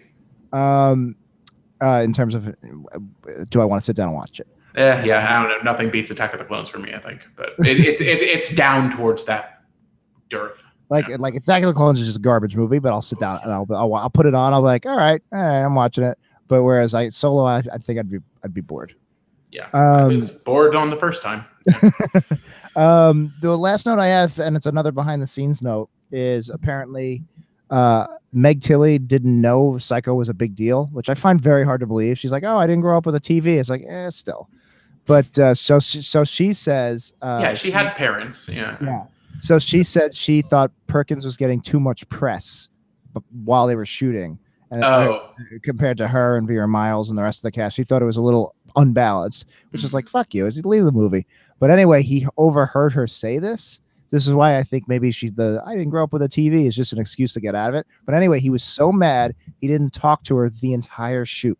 Ooh. Like they were not on speaking, and she wasn't really speaking with the director either. And I was so shocked to read this because she's pretty good in the movie and their chemistry is solid. Yeah, I agree. I used to, in my memory, think, oh, Meg Tilly, I mean, one of the reasons we never see her anymore, and she basically retired, is that she was a really bad actress, wasn't she? Like, she was not good. Big Chill and Valmont, like, I remember her not being good, but now when I revisit some of those roles, I'm like, I kind of like her in these. Like, I kind of miss her. And I think I just discovered last night, looking at like when she officially retired from acting, she was apparently in that Brad Pitt Army Netflix movie from last year, which I didn't see, but now I'm kind of curious. Like, wow, it was like her first film in over 20 years. I think it's streaming on something now. Allied. I saw it streaming on one of my. No. This is actual Netflix one.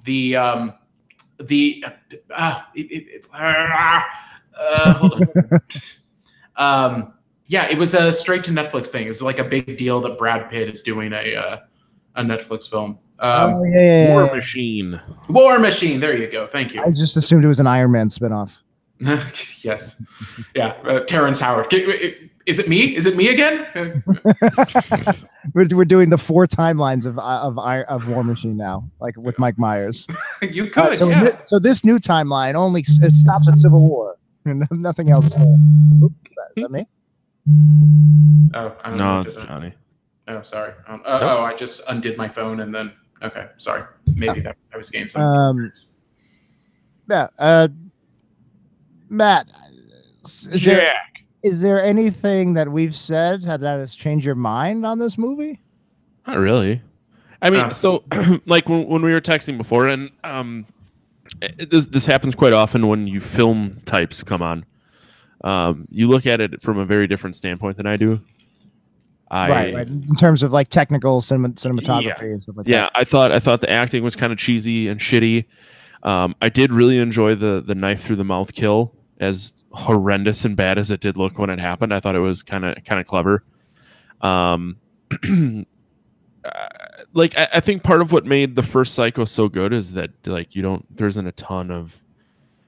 to see Norman act in a multitude of situations, so he just is like kind of creepy, and you never get to see like the shark in Jaws. Yeah. So like this one this is about this would be if Jaws 2 was the shark got out of shark prison and is trying to start his life. Yep. Yeah, I think you just see too much and you start to lose it. The mystique of like what Norman Bates is, or like how he actually acts. That's true, because compared to like Jason and Mike Myers, who are kind of just these figures, big dumb murder machines. Yeah, exactly. This is pretty much fleshing him out and making him much more human, which is weird because he is the predecessor. He's the godfather of all these slasher. Yeah, absolutely. Oh, that's it. That's an interesting take. Yeah, and I also thought the mom showing up at the end was really dumb. It does kind of lose you with that. It comes out of nowhere. Yeah. I mean, there's definitely this loose end of like, okay, well, if it wasn't always her and it wasn't always her, then who's the other person? And then, even though I knew it, still, I have that moment. It's like, oh yeah, the lady from the diner. I mean, I did have to backtrack while I was watching. It's like, which random character does it turn out to be? Like, it's like, well, I guess there's only that one old lady, but yeah, she makes no impression. I won't spoil Psycho 3 for you. But they fleshed that character, her backstory, out a little bit more in Psycho 3. I vaguely remember that. Yeah, it was all sort of flooding back to me as I watched it, because it's for Psycho 3 and 4. It's probably been 20 years or more since I've seen them. Yeah. What do you have other notes about the movie? I think we've mostly covered my stuff. Let's see. I have blood toilet in the mouth. That was a great visual. Yeah. I don't 100% believe that's what would happen if a corpse got stuck in the septic tank. I don't know. Did it happen to you in July? Did you? Oh God. I mean, we're way up on the 29th floor. I don't think it reached us, but surely the people on the lower floors got a little. They're well, New York, you can't have garbage disposals, but otherwise, the trash compactor. Just starts shooting up blood, right? The Shining remake, but in a New York City apartment building. Instead of the elevators opening, the blood comes out of the trash compactor. I mean, that's the main stuff for me. I mean, everything you said, Matt, you're not wrong. But no, I thought this movie was incredibly long too, and it is. It was longer than I remembered. Yeah. Yeah, it's about 150. I was I figured movies back then. I was expecting it to be clock around like 130, cool 90. Yeah.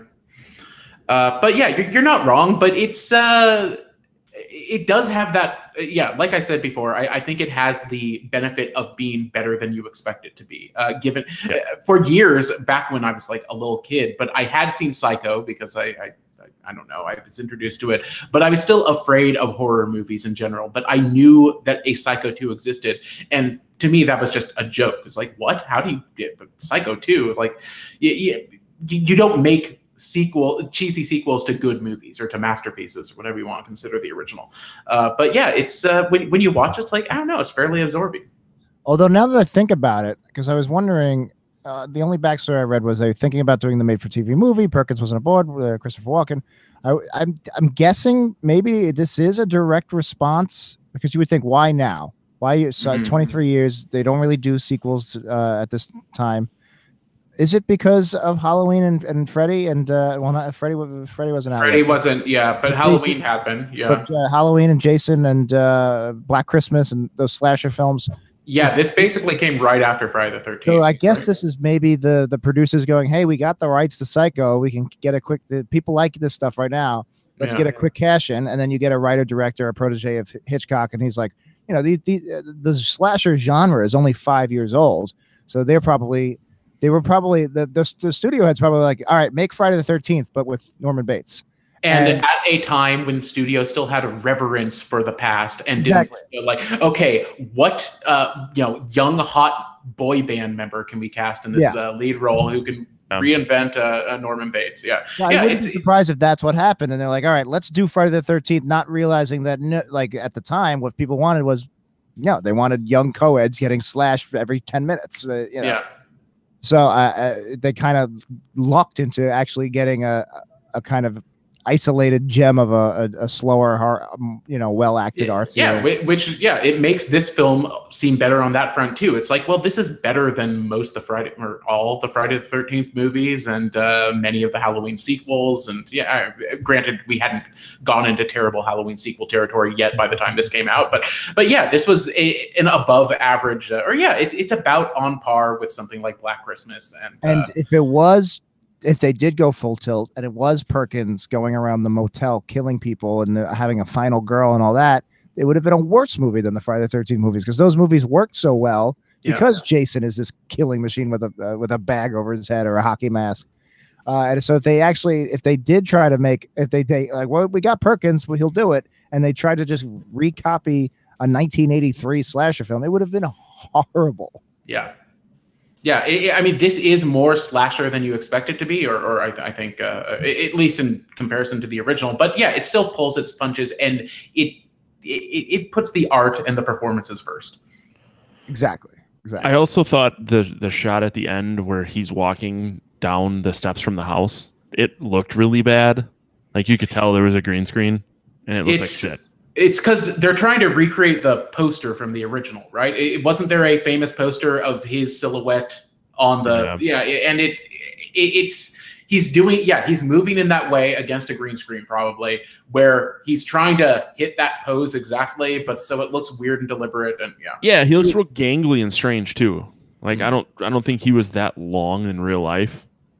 Yeah, it was. They were trying to do like the iconic shot, like at the end of Batman, where they scroll up and the church bells are ringing and the bat signal's out and Batman's on the roof. Like they're like, oh, we got to end it with this iconic shot, and it's like, no, that doesn't fit the tone of the movie. This was a pretty grounded movie. So yeah, when I saw that, I was like, we don't need this. Yeah, it paves the way for the sequels, I guess, but it doesn't match what precedes it. Exactly. So, Jack, you said that in 3 they explain more about his real mom, right? Yeah.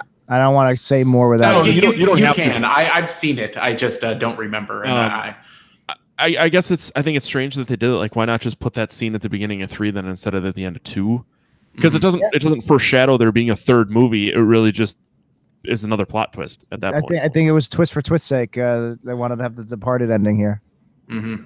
But to their credit, I really didn't see it coming. I thought the movie was pretty much over when he left the police station. It's like, oh, he got away with it, and he was innocent, but sucks for Meg Tilly.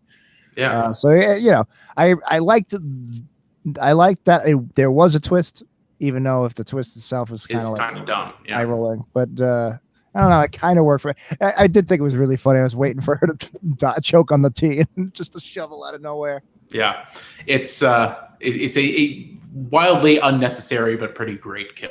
It's silly, but it's still pretty great. The first time I think no, of course I had seen Psycho 2 by then, but I do remember, I guess it was the first time I'd seen it on the big screen. I went to Fantastic Fest years ago in Austin, which is like, it's a genre festival, but mostly horror films. And one of the best things we went to was, it was just a 2-hour block of like kills from like horror movies over the years, and that was one of them, and the audience went nuts for that one. Like, crazy. Yeah, I would have loved to have watched that. It was so much fun, and it just made me think, it's like, oh my gosh, they should do this more often. Like, this should be a thing. It's like a YouTube supercut, but you're watching it on a big screen with a bunch of people. That's amazing. Yeah, it was so much fun, and it made me. That was still, that was now 10, 11 years ago. And I was still not yet fully into horror films, because when I grew up, I was terrified of the notion of horror films. I was traumatized by VHS cover art. And then it wasn't until like years later where I actually started to watch these movies. Like, oh no, not only are these not really scary, but I really like them. And so, yeah, I think I discovered a few films that way. I had never seen Maniac, the original Maniac, and until I saw like they did an iconic kill from that. I don't think I've seen it. Yeah, that compilation. It's like, ooh, I kind of want to see this one now. And a few others. Shaw Brothers. In college, I came up with this concept I really wanted to do, and I just I didn't do it. But we would do power hours. I don't know if you ever did power hours. Oh yeah. Every 60 seconds, you would take a shot of beer, like you would drink a swig of beer.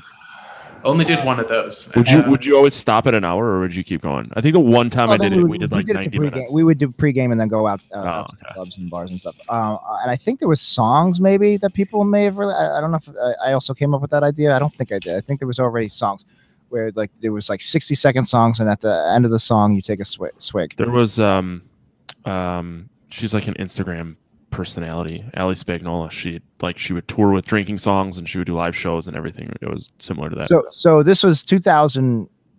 Oh God, I was a junior maybe. So 2004, 2005, and I wanted to do a power hour of 60 1-minute clips of my favorite films, and I would play it. I'd be like, all right, now we'll just watch these like best of hits of films, and I had the list. I had a loose leaf paper with hundreds of scenes I wanted to include. And like all over the board, comedy, action, and just have these great scenes. And then when the movie switched to another clip, you would drink, and it would be a more fun way to do it. And I really wanted to do it. And this was before there was a YouTube, because basically I didn't do it because my computer couldn't really handle ripping 60 DVDs. The technology wasn't great. It was half the technology and half really me just not being technically up to the challenge. But and there was nowhere to really show it. It would have been a local thing. Maybe E-Bombs World I could have uploaded it to, but I always regret not doing it. That's what it reminds me of the. And it's perfect for this generation who doesn't have the patience to watch a full movie. They just want to see the best parts of it anyway. So I would totally pay $10 to go to like an Alamo Draft House and just watch a montage of Sean Bean deaths. Have you ever seen that video?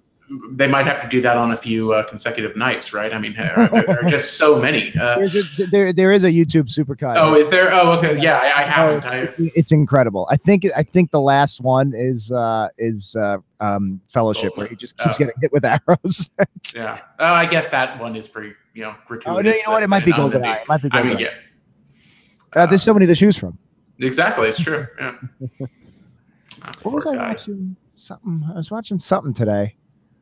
And it was an actress. I guess, was it Vera Miles? No, there was an actress who dies, and it was somebody who you get the impression they don't do a lot of like action movies or whatever. And it's like, oh, that must be weird to like act like you're dying. Like if you're like, can you like, it's funny that we ask actors to do that, but you get these like classically trained Shakespearean, like, a Ben Kingsley or something. It's like, all right, now pretend to die. You're just like, what the hell was I watching? I don't know. I lost it. It is weird when you see great actors out of their comfort zone, like doing something that like, this is not your genre. This is not your typically what you're asked to do. But Robert Loggia was great in this. I was surprised.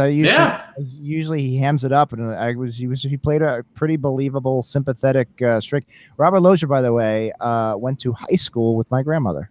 Oh. He's from my little neighborhood in Staten Island. He's from Midland Beach. I've always been a fan, and yeah, I do like that he is. And I knew that he died, and I couldn't remember how or why, but he really is in Norman's corner on this. Like he has his best interest at heart, and he seems to be a good guy to want to. He's killed by accident. Exactly. Yeah, that's brutal. There was this. I had this in the notes. I don't know how I must have deleted it by accident. Early in the movie, when Robert Loggia drives him to the Bates Motel, he's got a paper bag full of groceries, and I could tell that he had Total cereal. And I was just like, man, it's so weird to think that like Norman Bates is like eating a bowl of Total. Yeah. I don't know why. I was just like, it was such a specific, like it's a cereal that I remember from my childhood that I haven't thought about in 20 years, and it was just so weird to see him eating. Like, I don't know. Imagine like your Norman Bates, iconic serial killer, and you're like, yeah, I think I'll have a bowl of honeycombs tonight.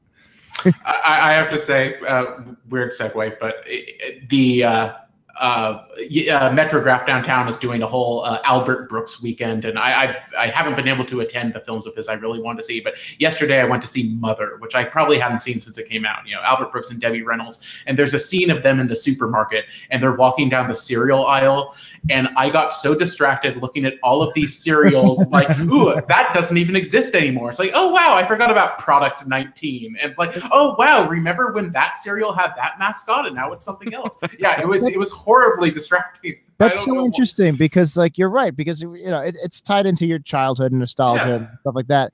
But there's so many things to be nostalgic about. But I think cereal might be the most perfect one because you're at that height. You just got it's right in your face, and you walk down the supermarket aisle with your mom. Once or twice a week. All that stuff gets burned. Yeah, that's so interesting. And like the logos, the art is so of its time. Yeah, exactly. You don't think about how there's some things that stay the same, but like others that they evolve. And when was the last time you really saw a cereal commercial? I mean, when I was a kid, you saw them 50 times a day, especially if you were like watching cartoons and stuff. Yeah. You see the Diggum Frog and the Cinnamon Toast Crunch Bakers. And I'm glad you said bakers, because at some point I feel like they fired 2 of the bakers. And they did. Yes. There used to be 3. Yeah. I mean, those commercials were great because they were like little mini cartoons. Like, oh yeah, the Captain Crunch and the Cuckoo Bird, whatever he was. This were like I think there is a lot of nostalgia tied to those. I wrote in high school. I was the editor of the literary magazine. I could write whatever I want, and I decided to go with a 1-act play where all the cereal mascots were in group therapy. Oh, really? Yeah. So corny and stupid. And like Michael Jordan was there, and like, why are you here? He's like, Wheaties. Oh, of course. It was like very. I had a very distinct comedic voice when I was 16 and 17. Both me and Dan very similar. Like we wrote hundreds of sketches. We were going to do a sketch comedy show for public access. That was our plan. And they're so bad, and it's hard to describe it, but it's like when you're first discovering Kevin Smith and you think you're doing like snappy dialogue, but it's not. It's just bad. Yeah. And like there's pop culture references and like it's like insult humor, and it's just having like Tony the Tiger and Toucan Sam like do bad Kevin Smith cosplay. It was just terrible. It still sounds better than anything on Saturday Night Live these days. So you have that going for it. What amazes me, so I was just talking about this yesterday with my friend. I love cereal. It's so goddamn delicious, and I haven't had a bowl in at least a decade. I can't remember the last time I've had a bowl of cereal, and I miss it so much. But I'm not going to do it because I'm not going to go buy a box, and I don't buy milk because it goes bad. I don't exactly. Yeah. So I'm not gonna go to a diner because I always thought it was weird ordering a bowl of cereal. Like I don't want somebody pouring my milk for me. It's something gross. It's something intimate about it. It's like holding my kid while I pee. Like that. Only I get to do that. There's the Brewers had for a while. You could get an order of nachos and it would come in a full size helmet. Yeah. So that was my cereal bowl. So I would just buy a box of cereal and then I would dump the entire box in there and eat the whole fucking thing. That reminds me of the pilot to the Flash TV show from 1990. Oh yeah. Where, the day after he gets his superpowers, he's hungry, so he pours a bowl of Cheerios, and then he's like, "This bowl's not big enough," so he like empties a flower pot and pours the whole box in and eats the whole box of Cheerios. Wow, that is flooding back to me. Isn't that such a weird specific memory? I was so excited for the Flash that night. I didn't watch The Simpsons. Yeah, I was like, it was a big. I think I watched the whole season. I think we watched it every week. Yeah. But so now it's amazing because I really miss cereal. I really enjoyed eating it, but I won't eat it because there's nothing redeemable about it. There's not. You can't even be like even like pizza. Pizza's bad for you, but I'll eat pizza because I'll be like, it's got sauce, it's got tomatoes, it's got crust, it's carbs. This is really just a bowl of sugar. Yeah, and pizza, you can argue it's like, oh, okay, I'll get a slice from time to time. It's not if you get a box of cereal, you have to go through that thing because the milk will go bad. And so when I started heavily dieting, the cereal was like the first thing to go because time was I would have either a large bowl or I would have like 2 or 3 consecutive bowls because you had to get through the milk. It's like it's just not worth it. And it was addicting. It's so goddamn tasty. So you just keep eating it. You probably would eat the whole box if there wasn't somebody to go, it wasn't drilled into you that no, you don't eat the whole box. I think when I was in college, when I was living on my own and doing my own food shopping, I think I would a box for me would be 2 maybe 3 servings. Mm-hmm. Yeah, and I grew up in one of those households where it's like, oh, no sugar cereal, so it was a lot of like Nutri-Grain and if I was really good, cornflakes. So I was raised by my grandmother, and she always had cornflakes. And then we had the sugar for the coffee because my grandma and my grandpa would drink coffee, and we would pour the sugar on our cornflakes. That's how we did it. Either that or puffed rice. Those were the 2. Yeah, it was one of those. I didn't know you could do that at the time. Like it never occurred to me that you could sugar your cereal. I think I saw like maybe Bart Simpson or someone do that in a thing or Calvin and Hobbes thing. I think he was putting sugar on a cereal. And it's like, oh my gosh, of course you could do that. And my cornflakes could turn into Frosted Flakes. Exactly. Yeah. I remember it was a big deal when we got to a certain age where my grandmother started, I think it was maybe she was taking care of us more. At some point she was like, I'm just going to buy the Frosted Flakes. So then we had the Frosted Flakes. But well, when I started living on my own, I was like, I had dreamed like this when I was a kid, but it did occur to me at some point. It's like, I can now buy the sugar cereals. I can go get Cocoa Puffs. I can get Apple Jacks or whatever, and I could do that. And I did on occasion. And usually for me, I was so used to like the supposed nutritional stuff that I could get maybe 1 bowl. It's like, okay, I got that out of my system. Like it wouldn't taste good to me. If I were a kid, it would be crap. I would love it. But as an adult, it's like, no, can't do it. Yeah. I think when Rice Krispie Treat cereal came out, that was huge. Mm-hmm. That was like if cereal is like crack because it's so sweet and it's so good, Rice Krispie Treats is like Nuke from RoboCop 2, like just like super crack, like super heroin. It was so goddamn good. Oh, my mouth's watering just thinking about it. Did those go away? I mean, I hope so, because otherwise I might go to the 24-hour market. So I don't buy cereal anymore, but I see it in the store. And then what amazes me, and the same with candy bars, is the last 10, 15 years has seen like a diversification of cereals.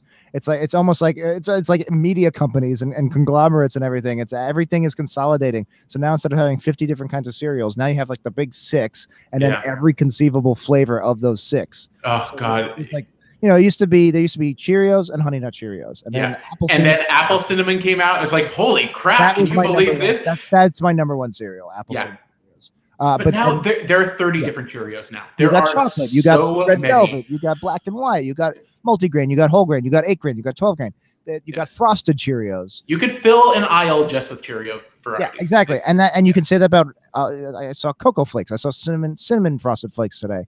Yeah, I've seen that too. Yeah, and then same with the Oreos. There's 500 kinds of Oreos. Snickers, not Snickers. I guess Snickers. Snickers has like 6 different Snickers now. Oh, really? Yeah, it used to be just Snickers. Now you have Snickers hazelnut, Snickers peanut butter, Snickers crunchy, dark Snickers. No. Yeah. Yeah, see, you can't improve on perfection, right? We only needed one. I think it's because we beat the Ruskies in the Cold War, and to rub it in their face, we're like the whole thing with America is we had choice. So communism is a one-party system. You don't have choice. In this country, we get to choose. So once we beat them, we're like, now we're just gonna go batshit crazy with it. We're gonna have 8 different kinds of Milky Ways. Yeah, this Oreo thing is out of control. I can't stand it. Every freaking week there's a new one. It's and none of them are good, right? I assume. Yeah. I had the Swedish fish ones. They were pretty disgusting. Yeah, those were good. Oh God. I do like a pumpkin pie one. I do like the black and white ones, and there's a few I like. I was always so. I mean, not for nothing. I grew up in the '90s and the '80s. We did have a couple of flavors. We did, it wasn't like in the '60s where it was just ours. We did have the fudge covered in the double stuff. Sure. Double stuff. I don't count as we had Chips Ahoy Chewy, and I remember it was a big deal when Chips Ahoy Crunch Chunky came out. And there was Chips Ahoy Sprinkles, which was always very hard to find. But I love these things, and I miss them, and I really want to eat them, but they're poison. It's just chemicals and sugar, and like so. I know I try. Even though I drink beer and I put things in my body I shouldn't. They seem worse. I'd rather smoke a joint from a drug dealer that may have laced it, and I've never met him before, than eat a bowl of like delicious apple cinnamon Cheerios. And I have these fantasies of like, if I went back in time, all of these like processed foods and sugary cereals and stuff like that, they would taste so much better. Back when they used real sugar instead of the fructose corn syrup and stuff. Like, I have this fantasy that it all used to be healthy. Even the crap used to be healthier than what we have now. And I know that's not exactly true, but it's just nice to think about. Like, wow, I wish I could remember what that cereal used to taste like in my childhood, because I know it's not the same now. I don't think it's all me that's changed. I wonder if history is going to look back at our poor parents like the way we look back at like slave owners in the 18th century. It's like, well, it was different in that time. It's like, no, they still owned slaves. It was horrible. I could see like people try to justify the way our parents fed us. It's like, no, yeah, they would willingly give you a bowl of sugar and be like, oh, those monsters. It's like, no, it was different at the time. It's like, no, they must have known. Yeah. We all turned out okay. They gave us such garbage. Yeah. But it's so true. I don't think any of us have kids. But I don't know if I have any. You seem to go out of your way now to give them slightly. Whoa. You do try to like not give them bowls of sugar. You do try to eat healthy. Ideally, yeah. Or even as adults, we all stopped eating cereal. Exactly. My dad still eats cereal. I look at my nephew now and the healthy stuff that his mom feeds him. It's like, you poor kid. Party's over, I guess. Right? Yeah. I bought some pumpkin spice cereal. But what brand? Or is it just pumpkin spice cereal? No, I had the Life pumpkin spice cereal. It's not like pumpkin spice Cheerios, pumpkin spice. I had pumpkin spice Cheerios last year. They're not very good. What the hell did my wife give me? I think they're like cinnamon crunch Cheerios right now. Jesus. There was one other. They weren't bad, but I just try not to eat them that often. I'll have like a bowl here and there. It's not just food if you think about it. It's also superheroes. Look at how many different Wolverines and Batmans there are. I just watched a animated Batman movie now, and it was the modern Batman, and it's the Bat family. It's Batman. You got your Batman. You got your Robin. You got your Batgirl. Sure. You got your Batwoman. You got your Nightwing. You got your Red Robin, who is Tim Drake. He can't be Robin anymore, and he can't be Nightwing, so they just called it. They just like Red Robin, Poochie, Red Robin. So and then you have Batwing, which is a black Batman who flies. So but that's pretty much cinnamon crunch pumpkin spice Cheerios. Yep. Yeah. It's just a very interesting phenomenon. I mean, I'm not saying I hate it. Sometimes I get the hazelnut Snickers bar. But it's just I just find it very interesting that they only thought to do that 10 years ago. Like, why wasn't that in our childhood? Maybe it's a chemical thing. Maybe they couldn't. Yeah, they synthesized all these flavors. Yeah. I will say this is my favorite time of year to make this horrible dad joke that I do. That if I'm at the supermarket, and usually this happens at Trader Joe's, because I think they're trained, the checkout people, to say, "Did you find everything you were looking for today?"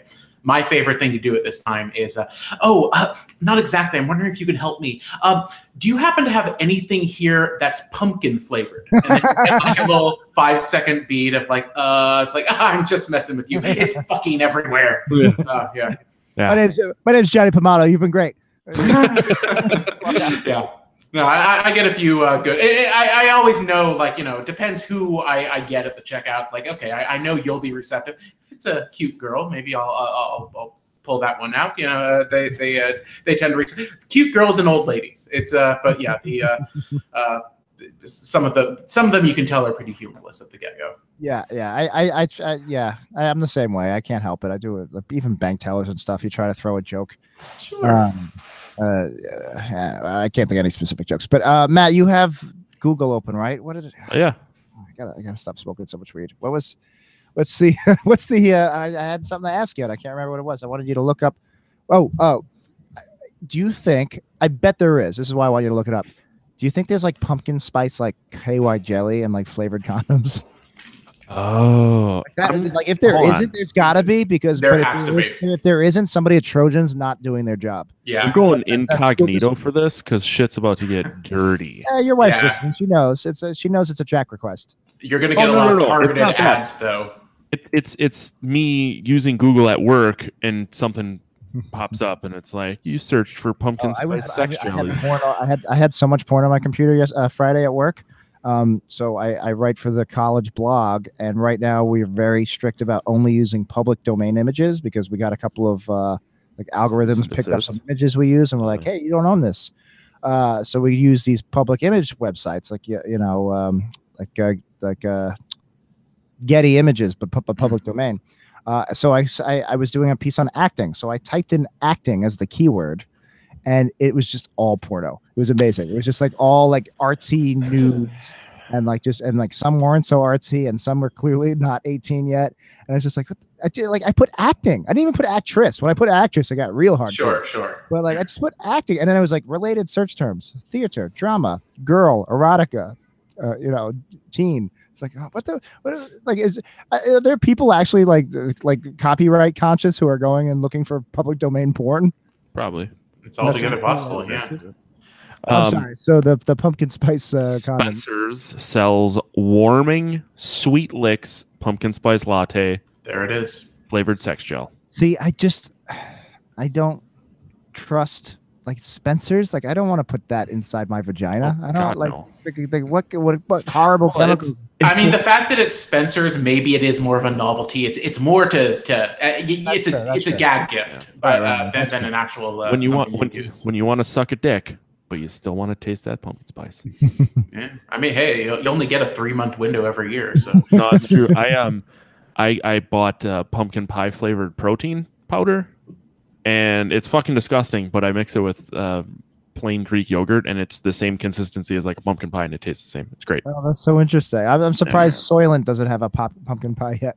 Not yet. Pumpkin spice Soylent Green. By the way, though, the strawberry Soylent is actually the tastiest. It's the closest to actually tasting like a protein. I forgot you actually got Soylent. Yeah. I do it for my after workouts now. Even though it's super expensive. I'm gonna run out eventually. I only get it when it's on sale for like $2 a bottle. For me, tell me, like I've never tasted it or even been in its presence, but I've always just assumed that what Soylent tastes like is like you get a whole box of Cheerios, you pour into milk, you let it sit for like 2 hours, so it's just soggy. Pour that into a blender, blend it all up, and that's what Soylent is, right? I mean that's what it. No, looks like, it just tastes like a Ensure. Like it tastes like one of those. Oh, really? It's a little less sweet. It's a little less flavorful. The strawberry is the closest they've come to like actually tasting kind of good. But it's not it's not terrible. The chocolate one's a little. I guess when I first heard about it, there was only original flavor. Like it was brand new. I think that was just, and that when it first came out, it was only a powder that you mix with warm tap water. These are like the pre-made. It's no different than like the Mighty Milk and the protein. Exactly. I think that's why I thought that at the time was because it was that powder and it kind of looked a little chunky too. So it was like, oh, this is gross. The only reason that this one's creamier because it's not mixed in. I'm not the one that's doing the mixing. the reason I'm trying to get into it is, I'm trying to lose weight. I'm trying to eat healthier and be more efficient. And I'm just hoping that it's healthier than those other protein shakes that are over the counter, because it's like my diet, the way I try to eat, and this is the reason I don't eat cereal anymore, is I eat garbage. I eat mozzarella sticks. I eat pizza all the time. What I try not to do is eat processed foods. I try not to eat like things with chemicals in it. I try to eat things that have like actual ingredients. Soylent is the opposite of that. It's super processed, but I'm hoping I'm taking them at their word that it's healthy. It probably isn't, and that's why I only do it for my after workouts. But back to the cereal thing. I don't know. I think I'm in a small minority of people. I let my cereal sit on purpose. I like soggy cereal. I liked eating just like Frosted Flakes slop. I didn't like the crunchy. Hurts my mouth. It cuts my roof of my mouth. Some of them, yes, yeah. I think it depends on the consistency and the whatever the flakes or nuggets of whatever it is. Like, yeah, some of them need more milk penetration. I love soggy Cheerios. I love soggy flakes. I hated Crispix because Crispix never got soggy. It's true. Although Chex did, and I used to really love soggy Chex. I wasn't big. My grandma would buy Chex. I wasn't big into Chex. I love Chex Mix, but sure. I liked Rice Krispie treats. Count Chocula was a big one for me. I don't like Cheerios that much.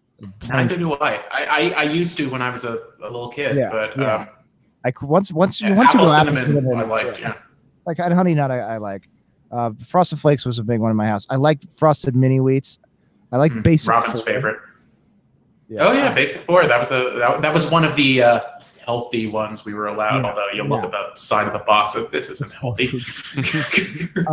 The biggest one I've noticed now that has come out, like a new titan of the industry that's come out since we've all kind of stopped, is Flake. What's it called? Crave. And it's like chocolate cereal. Just chocolate, yeah. I mean, it's like, come on. It's like they're not even trying. It's like how Trump doesn't even try to like cover up his lies anymore now, when he just is like, no, I didn't do it, and he doesn't even like give an excuse. Like, no, I didn't do that. It's cereal. Yeah, and I assume that no one eats Crave with like milk poured over it. That's like just one of those that you shove your arm into the box and grab a few, right? I mean, I've never seen one of those boxes opened, or even Cookie Crisp. Even Cookie Crisp, we look the other way. We're like, all right, sure, it's cereal. It's just tiny little cookies. What the fuck? I loved Cookie Crisp. I was allowed when we would have our summer vacation down the shore. And like the first thing you do is you get the keys to the bungalow, you unpack the minivan, and then you get to the supermarket and you stock up for the week. And I would always get the Cookie Crisp. So that's a great memory. I don't think I ever had it, but I always wanted it. It was tasty. It was up there. Oh gosh, this is dangerous. I'm going to have to avoid the supermarket the next few days. This is going to be fresh in my head. But I need to get the context of the Cookie Crisp joke. So I should just get a box just to try it. You guys realize we haven't talked about the movie in over a half an hour? I thought we finished food. No, we totally did. I'm like, I wonder how long this will go on for. Wait, I thought we were talking about a serial killer. Oh! You can, John. You can use that one at Trader Joe's. Oh, I will. Oh. I only have a few weeks until Halloween, so I only get a few weeks of that one.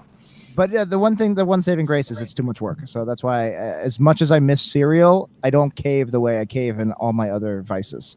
I'm not going to do the work. I'm not going to buy the box and do the milk, and then I don't like to leave anything open. Like 34-year-old Jack, if I'm buying a box of cereal, I'm going to then do what some of my aunts did and like pour the rest of the cereal into like a Tupperware and like have that. Mm-hmm. The mystery tub. It's amazing how like a lot of those cereals are like dried dog food, but for people. It's like people food. Odd conclusion. Well, it's all oats and at the base and stuff. There's a book. There's an interesting Fresh Air Terry Gross NPR podcast with the author, and you could probably just read the book as well, about Kellogg. Kellogg basically invented the flake. Yeah. I have this book and I haven't read it yet. It's on my list, but I'm fascinated. Ever since I saw The Road to Wellville as a kid. Exactly. Yeah. Like, oh wow, look at all the tits. But I also was just fascinated by, whoa, this was a real place. And so, it sounds amazing. So yeah, no, you should definitely check it out. And basically, his brother did most of the work and came up with the concept of the cornflake, and like that's the reason Kellogg's is Kellogg's, is that they pretty much invented breakfast cereal. And he was also like chemically castrating everyone or something like that.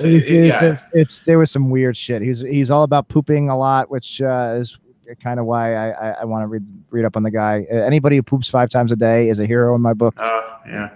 So have you ever pooped 5 times in one day? Yeah, every day of my life. How is your asshole not just bleeding constantly? I didn't say it wasn't. No, I don't know when this started happening. I think it's right around when I got a 9-to-5 job and finally had like a routine in my life. But no, I'm pretty much minimum 4 a day. Wow, that's the dream. Yeah, most of them before noon. I try I don't usually do it at night. So I drank a lot all weekend, with the exception of today. So there was just mud. It was a muddy marker, is what was happening back there.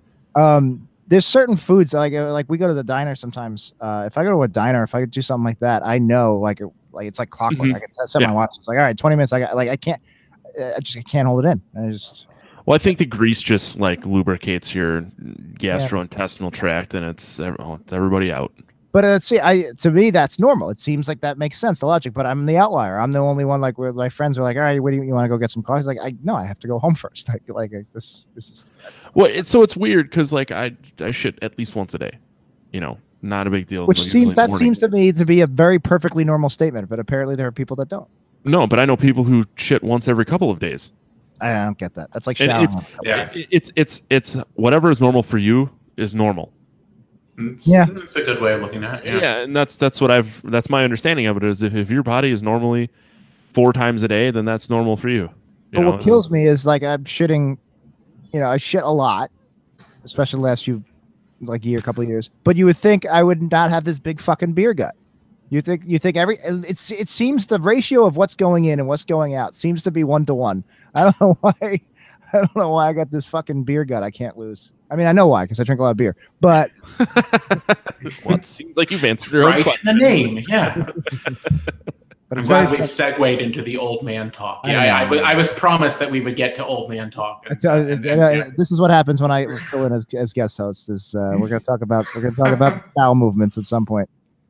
You would think it's just very when I'm having my 4th or 5th or sometimes 6th or 7th shit of the day.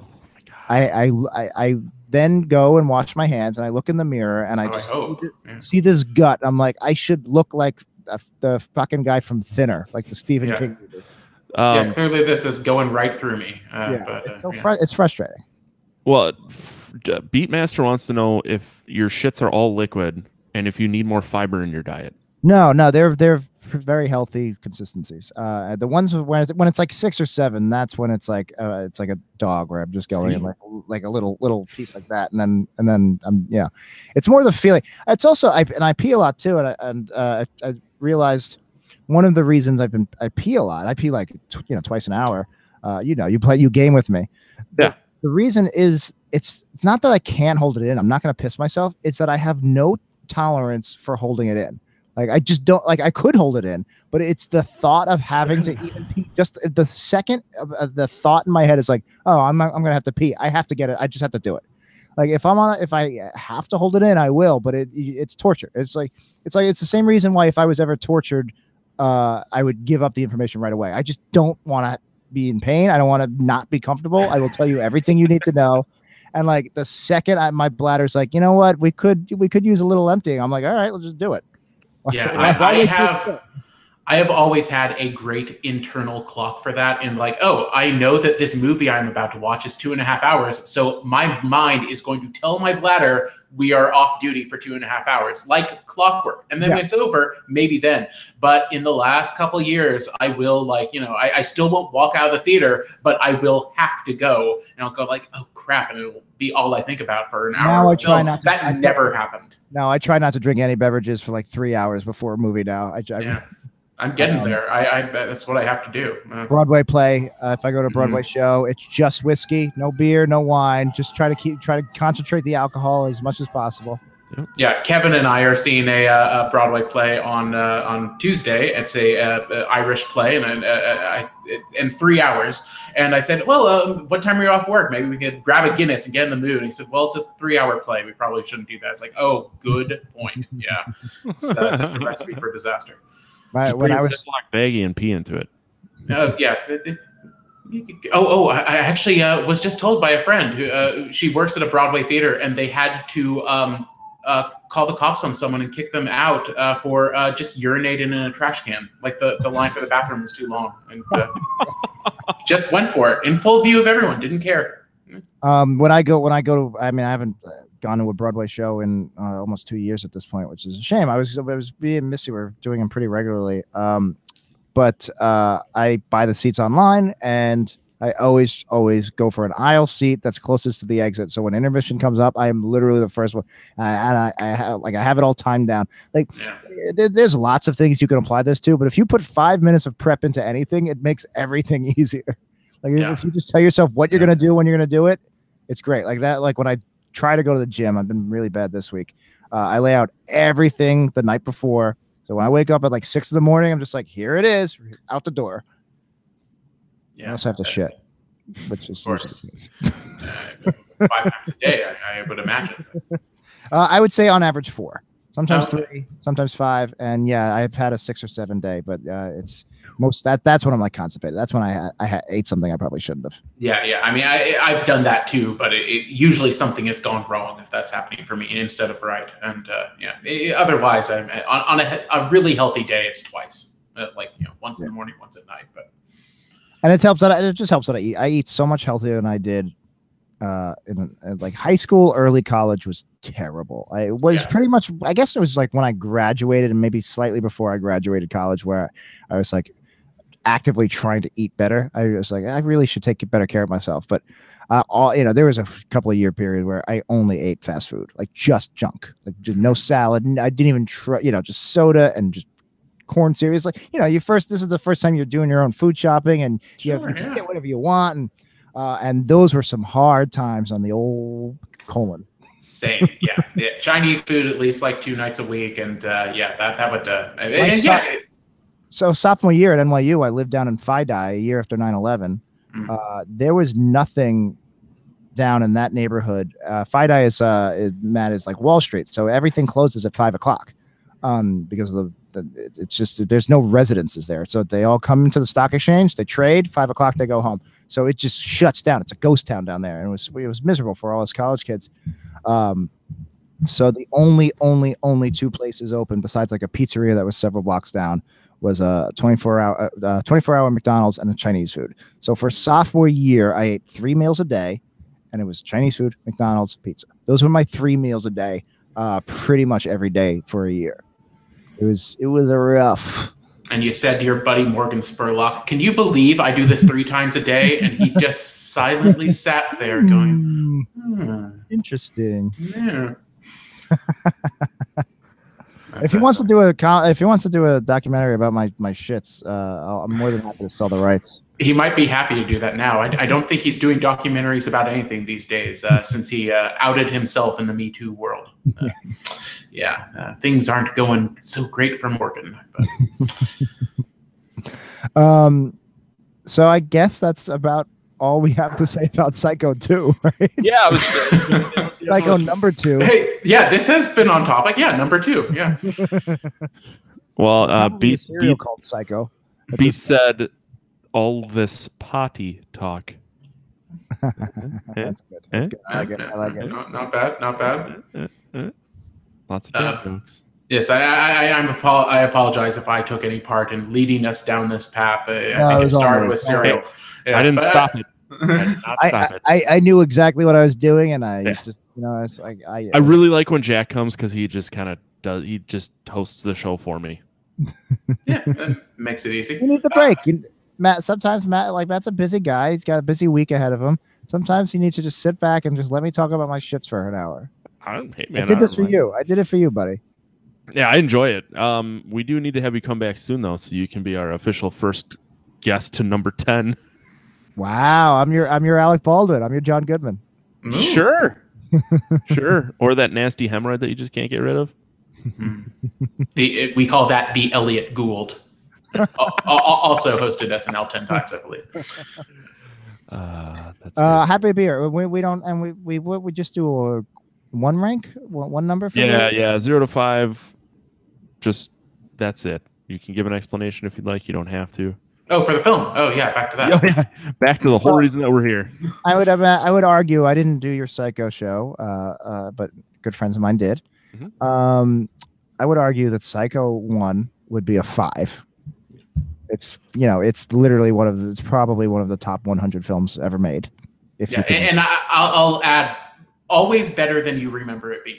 I mean, we all know it so well, but I've only seen it once. Oh wow! Okay. I've seen it 1.5, maybe twice, but I've only really sat down and watched it once. Yeah, the last time I watched it, it was just like, well, I know this movie frontwards and backwards. Like, I barely even need to pay attention, and it sucked me in so much. It really it'll have that effect on you. I started a Hitchcock marathon when I had Netflix discs for the first time. I was trying to watch all the filmographies of directors, and it took a year, but I watched every Scorsese film in order. Wow. And then I picked Hitchcock as my next director, and then I was going to do Coen Brothers. And I picked Hitchcock, and it was such a slog getting through because he has like 60 films, and it took forever to get to when he really started getting good. Yeah. Oh, yeah. Those early ones. I mean, it's not Hitchcock good. Brand. Interesting. Many of them are great. Yeah. Yeah. It's just hard to sit and watch. And by the time I got to like Rebecca, I was just burned out. And then I stopped getting Netflix discs at some point. So it's a shame. I actually haven't really sat and watched. I've seen Vertigo. I've seen North by Northwest, but not nearly as much as I want to. I want to like rewatch those and really take them in. I will say I've seen Rerundo a bunch of times because of film school. All the teachers made us watch it. But Rope is like one of my favorite films of all time. Yeah, I love that one as well. But anyway, so if Psycho was a 5, I would say Psycho 2 for me. This is maybe a little generous. I'm gonna go 3. Do we do 0.5s? Yeah, you can do 0.5s. 3.5 seems like it might be a little high. Do we do 0.25s? Yes, you can. You can do whatever you want. I'm gonna do a 3.25. Okay. Me? Jeff did give once a plus 25% tip on a score, so you can fucking do whatever you want. Oh, I'm a big tipper, so yeah, let's do it.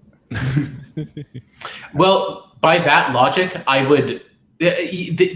See, in terms of the slasher genre of like 1982, when this was out, I think this is really above average to the stuff that was coming out then. So I would almost be tempted to do a 3.5. But then if you consider, if you're scaling it next to, well, Psycho original is a 5, and it's like, well, I need more of a 1.5 gap in between the two. So yeah, I would. I gave Jaws a 5. Yeah, I mean, on the show, and if we're going all of the movies that have been covered on Podcast of Terror, even I kind of feel like even my 3.25 is probably a little high for Psycho 2. Yeah, I mean, I would go 3. If I were judging it solely alone without the annals of history and the surrounding it and everything, I would go higher. I would give it to a 3.25 or almost a 3.5 out of 5. But yeah, if we are looking at it, especially alongside the original Psycho, I think it's a solid 3. You know what, Matt? Give me a 3.15. Oh, okay. No, give me a 3.13. You're not going to go full pie on that one. You're so close. No. I was just about to make a pie joke, and I realized I always forget. I really can't name it past 3.14. I can't even tell you the third place. Yeah, I remember as a kid, or a teenager, I was very determined. Like, I'm going to memorize pi. I have a 1 in 10 chance of getting this right, but I think after 1.4 comes 5.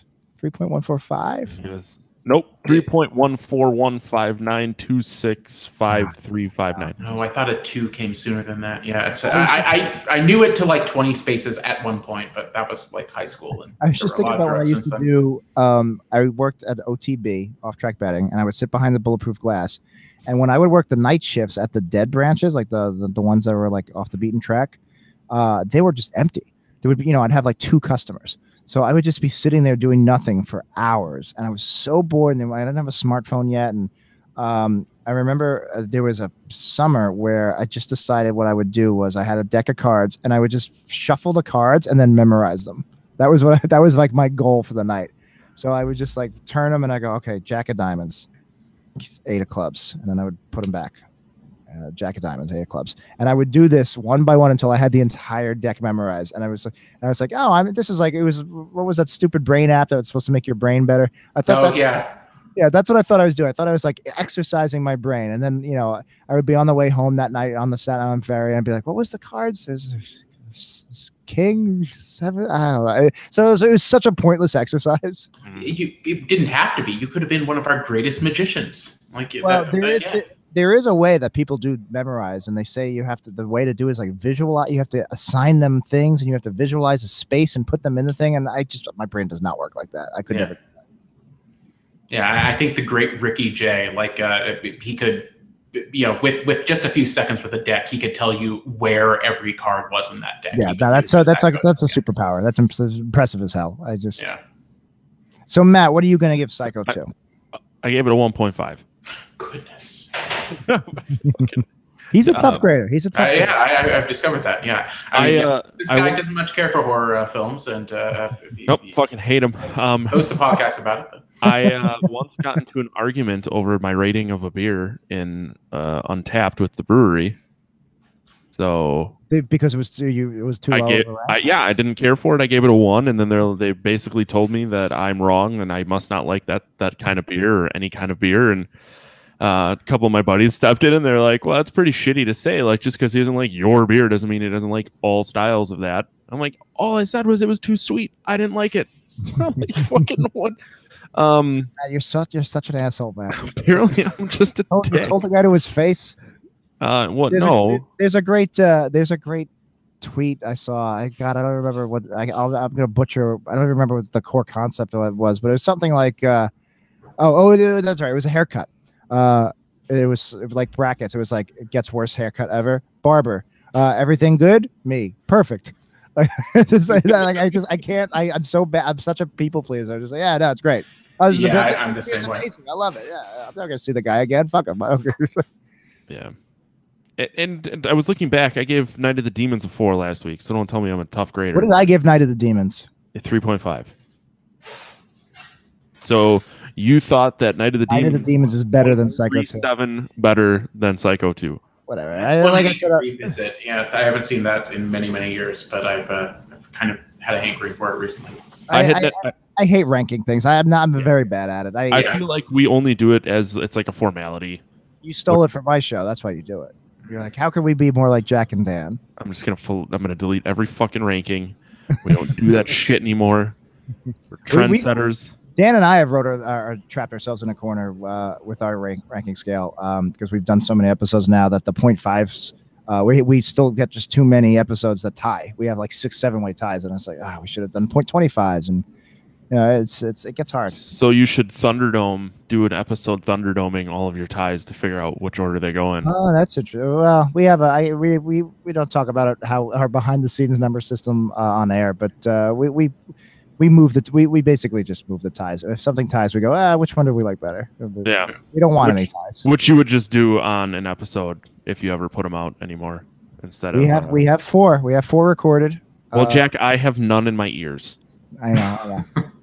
Yes, I also have been refreshing the feed lately. And it's like, I know that they recorded one a few weeks ago because I couldn't join them for it. So I'm holding back. I don't want to release them. No. It's good to bank. I don't like to be the podcast that just has like a random episode come out every 6 months. I want to, even if it's only a 6 episode season, I want to give you a nice block.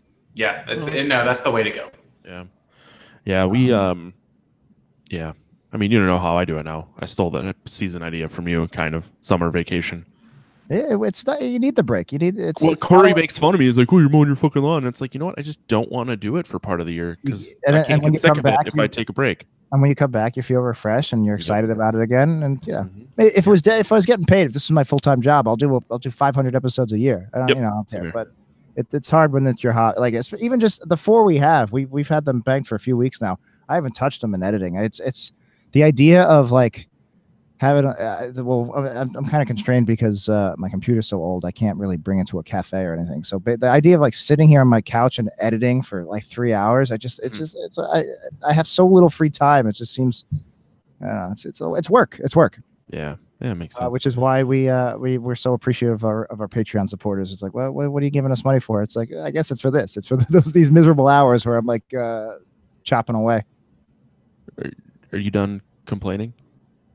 I didn't want to cut you off if you want to keep going. I'm never gonna. This is it. This is just an endless. I'm gonna, as soon as we're off air, I'm just gonna keep going. No, that's fine. I'm just gonna keep texting. Beatmaster agrees with you. I believe he edits Corey's other show, Else Nerds. Yeah, it's fun. I like this. That's the only time I listen to me and Dan, and I actually like listening back, and I pick up things I didn't even notice when you're in the moment. But it's work. Yeah. No, it definitely is. That's why I just don't do it. Eventually, I'll go get, once I upgrade my insurance, maybe I'll pop some lithiums and sit down and just some lithium and some Adderall and just crank out like 10 episodes for you guys. Oh, it's getting weird. You can contact us by leaving us a voicemail at 805-328-3966. You can email us at pot@gncast.com. You can leave us a message on our website. You can follow the show on Twitter, Facebook, Instagram, and Podcast Terror. You can subscribe to this podcast via iTunes, Stitcher, Google Play, or any of your favorite podcatchers. Leave us feedback. Or don't. Is the plural of lithium lithia, or is it lithias? Lithiums. Like if I was like, man, I need like 4 lithiums right now, or would I need 4 lithia? Yeah, that sounds fancy and nice. Yeah, it does. What is the plural of lithium? I don't know how lithium works. I haven't been to therapy in a very long time. I just assume I'm happy. Like if I suck it out of my MacBook Pro, will I stop? Will I suddenly be like, you know what? I will edit this podcast. I think it's lithium. I think that the plural of lithium is lithium. Oh, it's like goose. Oh no, there's geese. No, geese. Moose. Yeah, shut up, Johnny. English degree. Shouldn't moose be meese then? Like yeah. All right, Brian. So many conflicting rules. Oh, yeah. Moosin. All subscription options and links can be found at gncast.com/subscribe. You can follow the entire network on Facebook under the Galactic Network. I doubt this is still there, but there was a website called jackanese.8m.com, one of my very first own websites that I created. Was it Jackanese, and I created my own language that I thought would replace English, and it was called Jackanese, and it was English, but there's no exceptions to any rules. Jackanese. What has to apply to everything, and there's no exception. And I was like, this is going to change language forever. Still could. What is so? Wait. Whoa, there's Jackanese dating sims. I doubt it exists. It's Jackanese dating sims. But what is there's a fucking Urban Dictionary for Jackanese. He was so trashed on JD, I couldn't understand a word he said. Dude was speaking Jackanese. Hey, you made it. Yeah. It broke through. I don't know. I'm sure somebody's made the pun at some point. I'm sure. Anyway, I hate exceptions. I hate English language rules like that. Yeah, me too. Go to Amazon.podcastterror.com, shop, give us money, or don't. I don't. Just do whatever the fuck you want. Johnny, where can people find you? Oh yeah, yeah. You can find me on Twitter at Pomattovich. That's my last name, POMATTOVICH. And yeah, that's where I can be found these days. Do you only do those micro recap movie reviews? Do you only do it if it's a movie you're watching for the first time, or like, are you going to do Psycho 2? I'll do Psycho 2. Yeah. No. The first time I ever did this, like a movie a day thing, it was movies I was seeing for the first time, just to see if I could see like 365 movies that year, new movies, and I did. Handily, and then after that, it's like, well, now I just want to see how many I do in a year, and so for the last like 3 or 4 years, I've been doing every film I see. Oh, so do you reset your counter at the end of the year? I do, yeah. It all gets reset at January 1st. What are you up to now? You're up to like 400 or 500 something, right? Yeah, 567. By the end of the film festival, I'll be at like 570 something. That's incredible. So I encourage all of Matt and Corey's listeners to check out his Twitter. Don't Facebook him. Don't be weird. But check out his Twitter.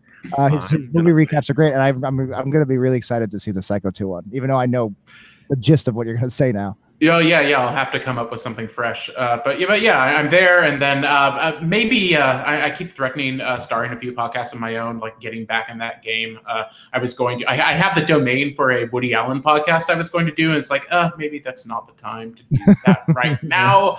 Wait till he dies. Yeah, exactly. So I'll hold on to that. But I'll be at large. But if you want to do an homage to tonight's episode, when you do your micro recap of Psycho 2, you should also mention how many times you shit.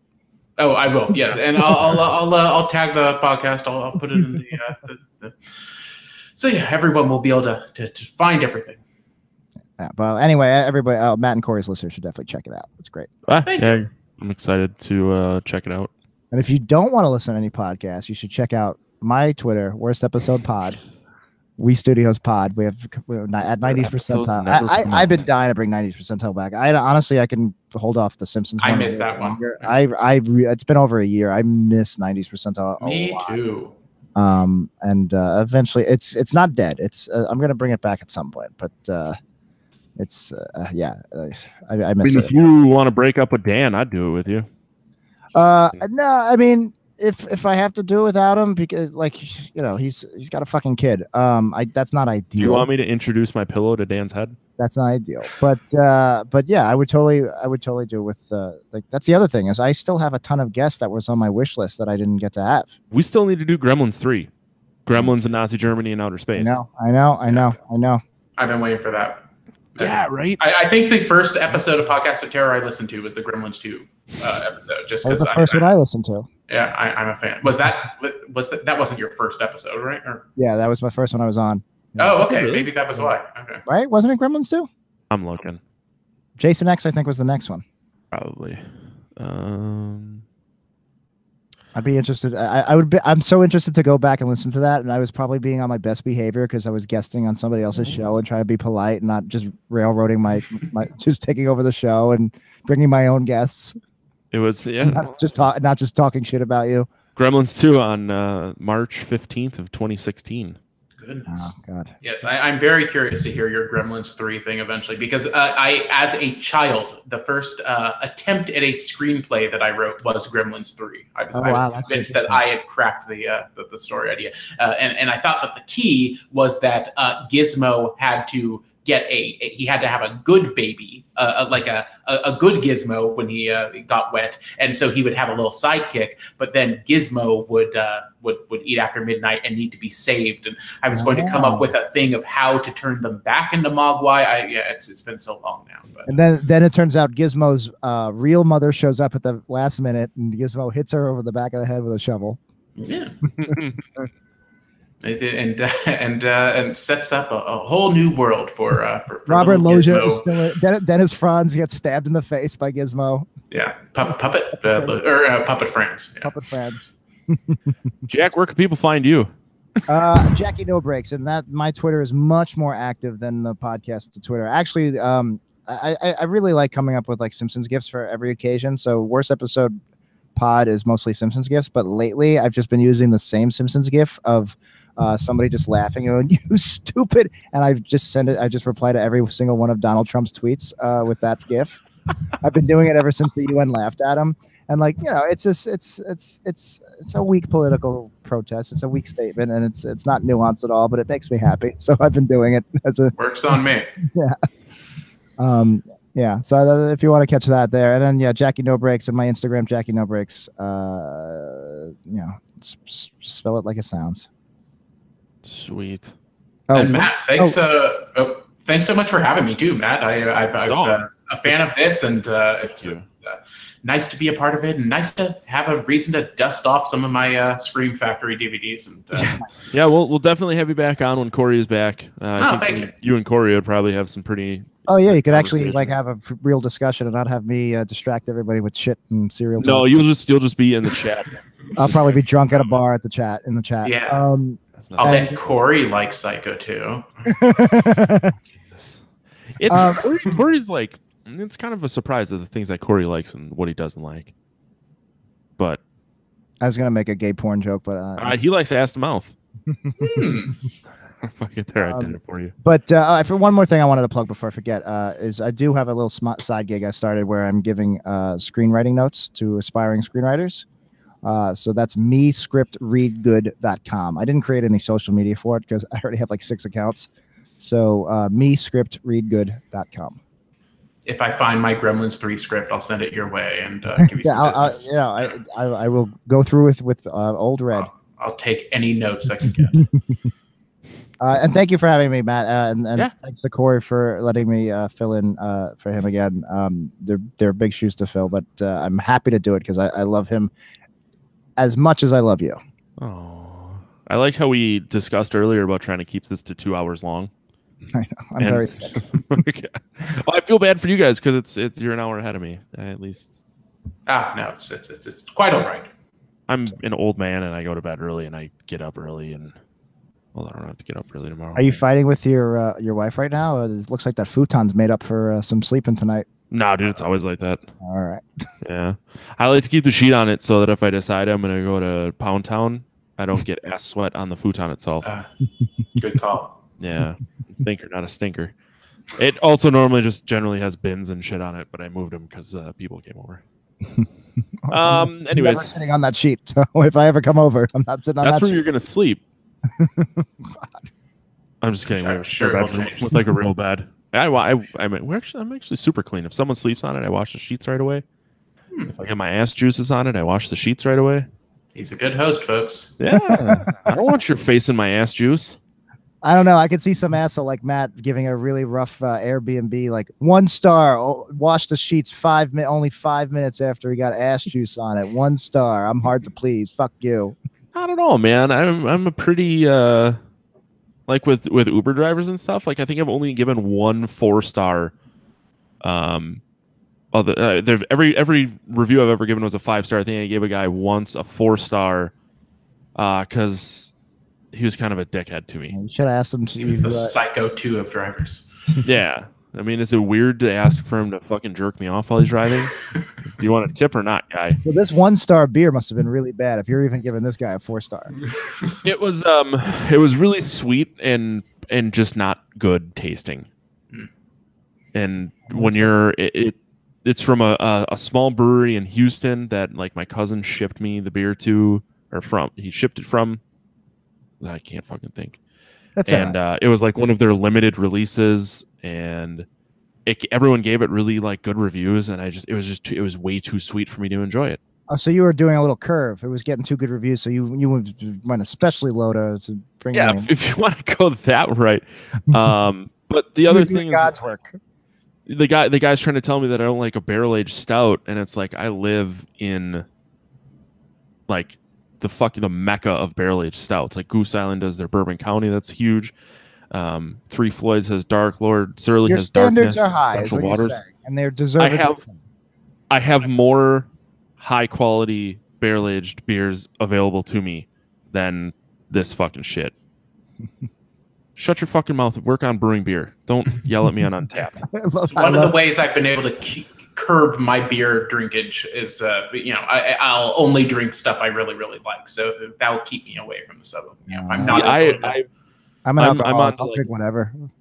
I'm on to like the heroin of beer. Like I had a pumpkin spice latte milkshake IPA one time. I had cotton candy. Shit's getting out of control. I have one that was the pizza and money bun. The what? I have a beer that's brewed with frozen pizza and money. Yeah, we talked about it last week, Jack. Oh yeah, that's probably where I heard about it. I haven't drank it yet. It's a 17% beer, and I'm scared. Yeah, it's supposed to. I've heard a lot of people say it's really good. I'm scared. You should do a beer podcast. We're talking. So a friend of mine / my tattoo artist is actually moving closer to me, and he wanted to do a cooking podcast, like a video one. And then our singer Nathan. I said you should do a beer podcast. I'm getting there. So Nate and I were talking about doing one too, and he wanted to call it like the Alpha Hour, where just like alpha men talk about normal things and how you handle it as an alpha male. And I'm like, we should do like just a podcast about beer. Follow the money, Jack. Follow the money. We'll get there. I'm trying to hawk my potential new podcast here. I want to do the alpha male cooking hour where I just get drunk and talk about beer, and Pete cooks, and dick and fart jokes, and I think Jack's internet died again because he's just. You were frozen with your mouth open. No, I was just really bored by your podcast. Oh my God. Just do a beer. You just review it. It's so simple. You just review a beer. Nobody wants your alpha cooking bullshit. Just beer. Do you want to do it with me? Do you want to do it with me? No, I don't know anything about beer. No, actually, your alpha idea sounds great. That sounds great. I think it would be really funny. I've actually wanted to do since very early on. I wanted to do a worst episode ever, a video episode where we do it as a cooking show, where we just talk about The Simpsons while we're cooking. That's the thing. That's what I think it would be funny, because it's, and like Bert Kreischer has that, whatever, it's like What's Burning with Bert, where they're just like interviewing each other, but they're cooking at the same time. So I think it would be funny if I just got drunk and we just get off your ass and do it. I fucking gotta wait for Pete to move here. Okay, fine. Yeah. There's a market for this. I read a Vice article last week about YouTube channels of baking cakes naked. So I think we're, that's just a few steps away, right? I mean, you drink enough beers while you cook, you might get naked. Normally I drink while we're doing this, but because of the amount I drank Friday and Saturday, I decided to stick to sparkling water. Yeah, I forgot to take my NyQuil.